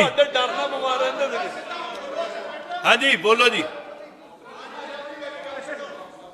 मंत्री जी तुम कोई कहना चाहते हो? मानयोग स्पीकर साहब, बाजवा साहब जो इन्हां दा अहुदा है वो इन्हां दा 117 असैंबली सैगमेंट नाल संबंध है। साडे मुख मंत्री साहब अलग सोचते हैं जी, वो 117 असैंबली सैगमेंट दे उन्होंने मैनू कहा कि डॉक्टर साहब जिन्ने सरकारी हस्पताल है बजट की कोई परवाह नहीं करनी, पैसे मैं दूंगा। उन्होंने सानू दवाइयां वास्ते पैसे दे दिते, असीं दवाइयां खरीद रहे हैं, थोड़े सारे इलाके च पहुंचावांगे सर। Thank you. और उस तो सिवाय एक्सरे मशीनां लावांगे थोड़े सर जेडे थोड़े महल्ला क्लिनिक है। तुसीं अपनी रिक्वायरमेंट डिस्ट्रिक्ट हैल्थ कमेटीज़ बनाई हुई हैं जी। मैं बाकी दे सारे मैंबर सभान नूं भी बेनती करदा कि तुसीं अपनी लिस्ट बना के कि इत्थे इत्थे आम आदमी क्लिनिक चाहिए आ, तुसीं लिस्ट तां दिओ सर, दसो तो सही, मिलो तो सही, गल तो करो। साडे मुख मंत्री साहब तो कहते हैं कि पहले इन्हां दे खोलो, साडे मुख मंत्री साहब कहते पहले इन्हां दे खोलो। थैंक यू जी, थैंक यू। राजा जी हो गया जी, राजा जी, राजा वड़िंग, राजा वड़िंग, राजा वड़िंग जी, राजा जी आ जाते। स्पीकर साहब बहुत ही मैं थोड़ी मार्फत मंत्री साहब नूं पुछना चाहांगा, नाल थोड़े जे आंकड़े भी दसना चाहांगा। और आई फील दैट ये जिहड़े मंत्री साहब ने जो इन्होंने पिछली वारी विधान सभा च अज तो तकरीबन 11 महीने पहला मैं एक सवाल पूछा सी गिद्दड़बा हॉस्पिटल का, बिकॉज गिद्दड़बा हॉस्पिटल पंजाब का नंबर 1 हॉस्पिटल सीगा लास्ट गवर्नमेंट दे विच। काया कल्प के तहत केंद्र सरकार ने सानू 15 लाख रुपए का अवार्ड दिता सी। This is award copy and the hospital photograph. So best hospital of the sub division जिथे कि 100 बेडेड है। इन्होंने कहता, मैं कहना कि ये मजाक वाली गल नहीं है, असी एक दूजे नूं करिए ऑन हेल्थ सिस्टम, क्योंकि लोगों की सेहत नाल जुड़िया हुआ मामला है। इन्होंने ठीक क्या 664 आम आदमी क्लीनिक खुल गए ने। Thank you so much. तुसी ताड़ियां मारियां, नो प्रॉब्लम। तुसी कौन गए कौन नहीं गए कोई दिक्कत नहीं। तुसी उन्हां दे 229 करोड़ रुपया ला दिता। मैं इस हॉस्पिटल नूं बेस्ट हॉस्पिटल बनाउण वास्ते तकरीबन 1.5 करोड़ रुपया लाया सी। And you can check the record of that hospital if you want that, you are a cabinet minister. So पूछ लो, 1.5 करोड़ नाल मेरा हस्पताल पंजाब दा नंबर 1 हस्पताल बन गया। हुण मजाक कित्थे हो रहा, मैं तुहानूं पुछना चाहना है, पंजाब दे अंदर 13,500 पिंड हैगा। तुसी कादियां दी गल कीती, अज इन्हां कोले 1217 दिन बाकी रह गए, 20 महीने तुहाडे बीत चुके। अगर रोजाना एक महल्ला क्लीनिक खोलोगे, write one mahalla clinic in one village every day, ਤਾਂ ਤੁਸੀਂ 1217 ਮਹੱਲਾ ਕਲੀਨਿਕ ਖੋਲ ਸਕਦੇ ਹੋ। ਜਾਨੀ ਕਿ ਯੂ ਪ੍ਰੋਮਿਸ ਦੈਟ ਕਿ ਅਸੀਂ ਹਰ ਪਿੰਡ 'ਚ ਮਹੱਲਾ ਕਲੀਨਿਕ ਖੋਲਾਂਗੇ, ਉਹ ਪੂਰਾ ਨਹੀਂ ਹੋਣਾ। ਚਲੋ ਉਹ ਛੱਡੋ, ਪਰ ਮੇਰੀ ਇੱਕ ਬੇਨਤੀ ਹੈ, ਮੈਂ ਕੀ ਪੁੱਛਣਾ ਚਾਹੁੰਦਾ ਸਰ, ਇੱਕ ਮਿੰਟ, ਜਿੱਥੇ ਆਪਾਂ ਕਿਸੇ ਨੂੰ ਤਾਨੇ ਮੇਣੇ ਨਹੀਂ ਦੇ ਰਹੇ, ਆਪਾਂ ਸਰ ਤਾਨੇ ਦੀ ਨਹੀਂ ਸਰ, ਗੱਲ ਇਹ ਹੈ ਸਰ, ਆਪਾਂ ਇਹ ਡਿਬੇਟ ਨਹੀਂ, ਇਹ ਕੁਐਸਚਨ ਆਨਸਰ ਹੈ। ਮੁਹੱਲਾ ਕਲੀਨਿਕਾਂ ਨਾਲ ਸੰਬੰਧਿਤ ਕੋਈ ਕੁਐਸਚਨ ਹੈ ਤੁਹਾਡੇ ਕੋਲ, ਕੋਈ ਗੱਲ ਹੈ ਤਾਂ ਕਰ ਲਓ, ਨਹੀਂ ਮੈਂ ਅਗਲੇ ਤੇ ਚੱਲਿਆ ਜੀ। ਮੇਰੀ ਐ ਨਾ ਕਰੋ, ਹੈਲਥ ਦਾ ਮੈਂ ਕੋਈ, ਮੈਨੂੰ ਪਤਾ ਹੈ ਬਲਬੀਰ ਜੀ, ਮੈਨੂੰ ਉਮੀਦ ਹੈ ਕਿ ਇਹ ਹੱਲ ਕਰ ਦੇਣਗੇ, ਔਰ ਸਰਕਾਰ ਤੋਂ ਉਮੀਦ ਹੈ ਕਰੋ ਕੁਝ। 21% ਡੇਂਗੂ ਦਾ ਰੇਟ ਵੱਧ ਗਿਆ, ਡੇਂਗੂ ਰੇਸ਼ੋ ਵਧੀ ਸਰ ਇਸ ਵਾਰੀ ਪਰਸੈਂਟੇਜ ਪਿਛਲੇ ਸਾਲ ਨਾਲੋਂ। ਮੇਰੇ 5 ਬੰਦੇ ਮਰ ਗਏ। ਮੇਰੀ ਗੱਲ ਤਾਂ ਸੁਣ ਲਓ ਸਰ, ਜੇ ਸੁਣਨਾ ਨਹੀਂ ਤਾਂ ਆ ਲੱਗਿਆ ਨੋ ਐਕਸਪਰਟ ਡੇਂਗੂ ਦਾ। ਸਾਡੇ ਕੋਲੇ ਸਰ ਸਬ ਡਿਵੀਜ਼ਨ ਤੇ 117 ਹਸਪਤਾਲ ਹੈ। ਮੇਰੀ ਤੁਹਾਨੂੰ ਗੁਜ਼ਾਰਿਸ਼ ਹੈ ਔਰ ਤੁਹਾਨੂੰ ਪੁੱਛਣਾ ਚਾਹਣਾ ਹੈ ਕਿ ਕਿਰਪਾ ਕਰਕੇ ਮਹੱਲਾ ਕਲੀਨਿਕ ਤਾਂ 13,500 ਨਹੀਂ ਖੁੱਲਨੇ। ਕੀ ਕੋਈ ਮੰਤਰੀ ਸਾਹਿਬ ਐਸੀ ਤਜਵੀਜ਼ ਹੈਗੀ ਆ ਕਿ ਜਿਹੜੇ ਸਬ ਡਿਵੀਜ਼ਨ ਲੈਵਲ ਦੇ ਹਸਪੀਟਲ ਹੈਗੇ ਨੇ 100 ਬੈਡਡ ਹਰ ਵਿਧਾਨ ਸਭਾ 'ਚ, ਕਿ ਉਹਨਾਂ ਤੇ ਕੋਈ 2-2 ਕਰੋੜ ਰੁਪਇਆ ਲਾਉਣ ਦੀ ਤਜਵੀਜ਼? ਤੇ ਤੁਸੀਂ ਕਿਹਾ ਸੀ ਡਾਕਟਰ ਮੈਂ ਸਾਲ 'ਚ ਰਾਜਾ ਜੀ ਪੂਰੇ ਕਰ ਦੂੰਗਾ, being a floor of the house, ਤੇ ਅੱਜ ਤੁਸੀਂ ਹੁਣ ਕਹਿ ਰਹੇ ਹੋ ਵੀ ਮੈਨੂੰ 7 ਮਹੀਨੇ ਹੋਰ ਦੇ ਦਿਓ, ਜਦੋਂ ਕੋਡ ਲੱਗ ਗਿਆ ਉਦੋਂ ਮੈਂ ਕਰ ਦੂੰਗਾ। ਵਾਟ ਇਜ਼ ਦਿਸ ਸੀ?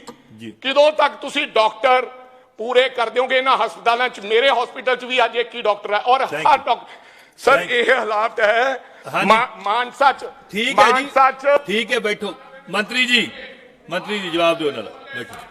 ਬੈਠੋ ਰਾਜਾ ਜੀ,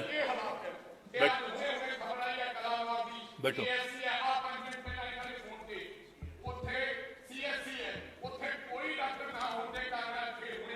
ਬੈਠੋ ਜੀ ਮੰਤਰੀ ਜੀ। ਸਰ ਸਾਨੂੰ ਥੋੜਾ ਜਿਹਾ ਕਈ ਵਾਰੀ ਪਿੱਛੇ ਝਾਤੀ ਮਾਰਨੀ ਪੈਂਦੀ ਹੈ। ਮੈਂ ਚੈਲੰਜ ਕਰਦਾ ਜੀ, ਪਿਛਲੇ 30 ਸਾਲ ਦੇ ਵਿੱਚ ਜੇ ਇਹਨਾਂ ਨੇ 664 ਨਹੀਂ ਜੇ 164 ਖੋਲੇ, ਦੱਸ ਦਿਨ ਕਿੱਥੇ ਖੋਲਿਆ, ਬੰਦ ਕੀਤੇ ਇਹਨਾਂ ਨੇ, ਖੋਲੇ ਨਹੀਂ। ਅੱਛੀ ਸ਼ੁਰੂਆਤ ਤਾਂ ਕੀਤੀ ਹੈ ਸਰ, ਅੱਛੀ ਸ਼ੁਰੂਆਤ ਤਾਂ ਕੀਤੀ ਹੈ ਜੀ। ਠੀਕ ਹੈ ਜੀ, ਆ ਗਿਆ। ਡਿਸਪੈਂਸਰੀਆਂ ਤਾਂ ਖੋਲਣੀਆਂ ਸੀ ਸਰ। ਦੂਜੀ ਗੱਲ ਸਰ ਇਹਨਾਂ ਨੇ, ਬੈਠੋ ਰਾਜਾ ਜੀ, ਹੁਣ ਆਪਾਂ ਕੁਐਸਚਨ ਆਰ ਚਲਾ ਲਈਏ। ਇਹਨਾਂ ਨੇ ਸਰ, ਚਲੋ ਜੀ ਜੀ ਜੀ, ਇਹਨਾਂ ਨੇ ਸਰ ਗਿੱਦੜਬਾਹੇ ਦੀ ਗੱਲ ਕੀਤੀ ਹੈ ਜੀ। ਗਿੱਦੜਬਾਹੇ ਦੇ ਵਿੱਚ ਸਬ ਡਿਵੀਜ਼ਨ ਹਸਪੀਟਲ ਹੈ, ਸਬ division hospital, district hospital, community health centre, ਇਹ ਤਿੰਨੋਂ ਹੀ ਸੈਕੰਡਰੀ ਕੇਅਰ ਚਾਹੁੰਦੇ ਆ। ਇਹਦੇ ਵਾਸਤੇ ਸਾਡੇ ਮਾਨਯੋਗ ਮੁੱਖ ਮੰਤਰੀ ਸਾਹਿਬ ਨੇ 550 ਕਰੋੜ ਰੁਪਏ ਦਾ ਬਜਟ ਦਿੱਤਾ। 550 ਕਰੋੜ ਰੁਪਏ ਦਾ ਬਜਟ ਦਿੱਤਾ। ਪ੍ਰਾਇਮਰੀ ਕੇਅਰ ਦੇ ਵਿੱਚ ਅਸੀਂ, ਚਲੋ ਠੀਕ ਹੈ ਜੀ ਸਰ, ਅਸੀਂ ਪ੍ਰਾਇਮਰੀ ਕੇਅਰ ਦੇ ਵਿੱਚ ਮੈਂ ਮਾਨਯੋਗ ਮੈਂਬਰ ਸਾਹਿਬਾਨ ਨੂੰ ਕਹਿਣਾ, ਸਾਹਮਣੇ ਬੈਠੇ ਆ ਜੀ, ਆਪਣੀ ਲਿਸਟ ਬਣਾ ਕੇ ਦਿਓ ਵੀ ਇੰਨੇ ਆਮ ਆਦਮੀ ਕਲੀਨਿਕ ਚਾਹੀਦੇ, ਖੋਲ ਦਾਂਗੇ। ਥੈਂਕ ਯੂ ਮੈਂ ਬਣਾ ਦੂੰਗਾ। ਹੋ ਗਿਆ ਜੀ, ਹੋ ਗਿਆ ਮੰਤਰੀ ਜੀ, ਬੈਠੋ। ਸਰ ਦੂਜੀ ਗੱਲ ਇਹ ਹੈ ਅਸੀਂ ਵਾਅਦੇ ਤਾਂ ਥੋੜੇ ਬਚਿਆ। ਆਪਾਂ ਅਗਲੇ ਕੁਐਸਚਨ ਤੇ ਚੱਲੀਏ।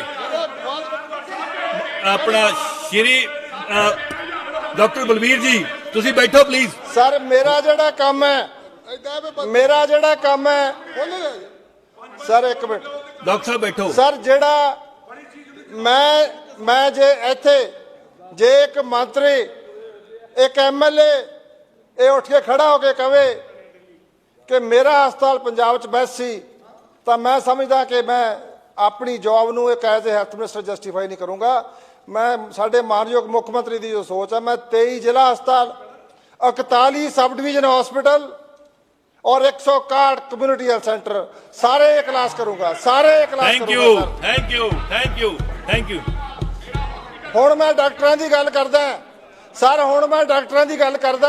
ਇਹ ਕਹਿੰਦੇ ਸਾਡੇ ਕੋਲ ਡਾਕਟਰ ਨਹੀਂ ਹੈ। ਸਰ ਅਸੀਂ ਹਰ ਸਾਲ 300 ਡਾਕਟਰਾਂ ਨੂੰ ਡਾਕਟਰ ਸਾਹਿਬ ਪੀਜੀ ਕਰਾने ਆ, पोस्ट ग्रेजुएशन कराने आ, स्पेशलिस्ट बनाने आ। प्रश्न काल खत्म ਹੁੰਦਾ ਹੈ। ਬਾਕੀ ਰਹਿੰਦੇ ਪ੍ਰਸ਼ਨ ਪੰਜਾਬ ਵਿਧਾਨ ਸਭਾ ਦੀ ਕਾਰਜਵਿਧੀ ਅਤੇ ਕਾਰਜ ਸੰਚਾਲਨ ਨਿਯਮਾਵਲੀ ਦੇ ਨਿਯਮ 38 ਅਧੀਨ ਉੱਤਰ ਦਿੱਤੇ ਗਏ ਸਮਝੇ ਜਾਣ।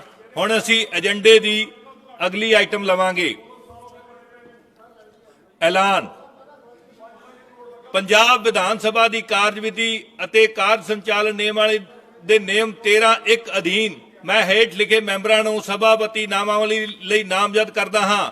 ਸ਼੍ਰੀ ਬੁੱਧਰਾਮ MLA, ਸਰਦਾਰ ਪ੍ਰਗਟ ਸਿੰਘ MLA, ਸਰਦਾਰ ਕੁਲਵੰਤ ਸਿੰਘ ਪੰਡੋਰੀ MLA, ਸਰਦਾਰ ਮਨਪ੍ਰੀਤ ਸਿੰਘ ਇਆਲੀ MLA। ਸਕੱਤਰ ਦੁਆਰਾ ਐਲਾਨ। ਸ਼੍ਰੀਮਾਨ ਜੀ, ਮੈਂ 16ਵੀਂ ਪੰਜਾਬ ਵਿਧਾਨ ਸਭਾ ਦੇ ਚੌਥੇ ਸਮਾਗਮ ਦੌਰਾਨ ਪਾਸ ਕੀਤੇ ਗਏ ਬਿੱਲਾਂ ਜਿਨ੍ਹਾਂ ਤੇ ਰਾਜਪਾਲ ਜੀ ਨੇ ਆਪਣੀ ਸਹਿਮਤੀ ਦੇ ਦਿੱਤੀ ਹੈ ਦਾ ਵੇਰਵਾ ਸਦਨ ਦੀ ਮੇਜ਼ ਤੇ ਰੱਖਦਾ ਹਾਂ।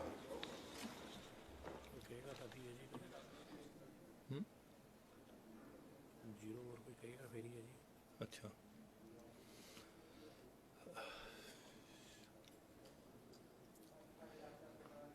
जीरो आवर जी बाजवा साहब। सर, मैं एक इंपॉर्टेंट इत्थे स्टेटमेंट पढ़ना चाहना, जी इजाजत दो तो कैन आई रीड इट? जी।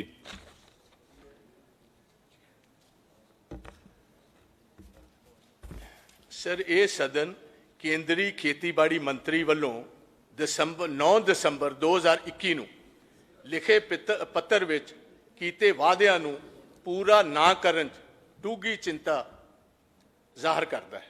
ਭਾਰਤ ਦੇ ਕਿਸਾਨ ਭਾਈਚਾਰੇ, ਖਾਸ ਕਰਕੇ ਉੱਤਰ ਪ੍ਰਦੇਸ਼, ਉੱਤਰਾਖੰਡ, ਹਿਮਾਚਲ ਪ੍ਰਦੇਸ਼, ਹਰਿਆਣਾ ਅਤੇ ਪੰਜਾਬ ਰਾਜਾਂ ਵਿੱਚ ਇੱਕ ਸਮਝੌਤਾ ਹੋਇਆ ਸੀ।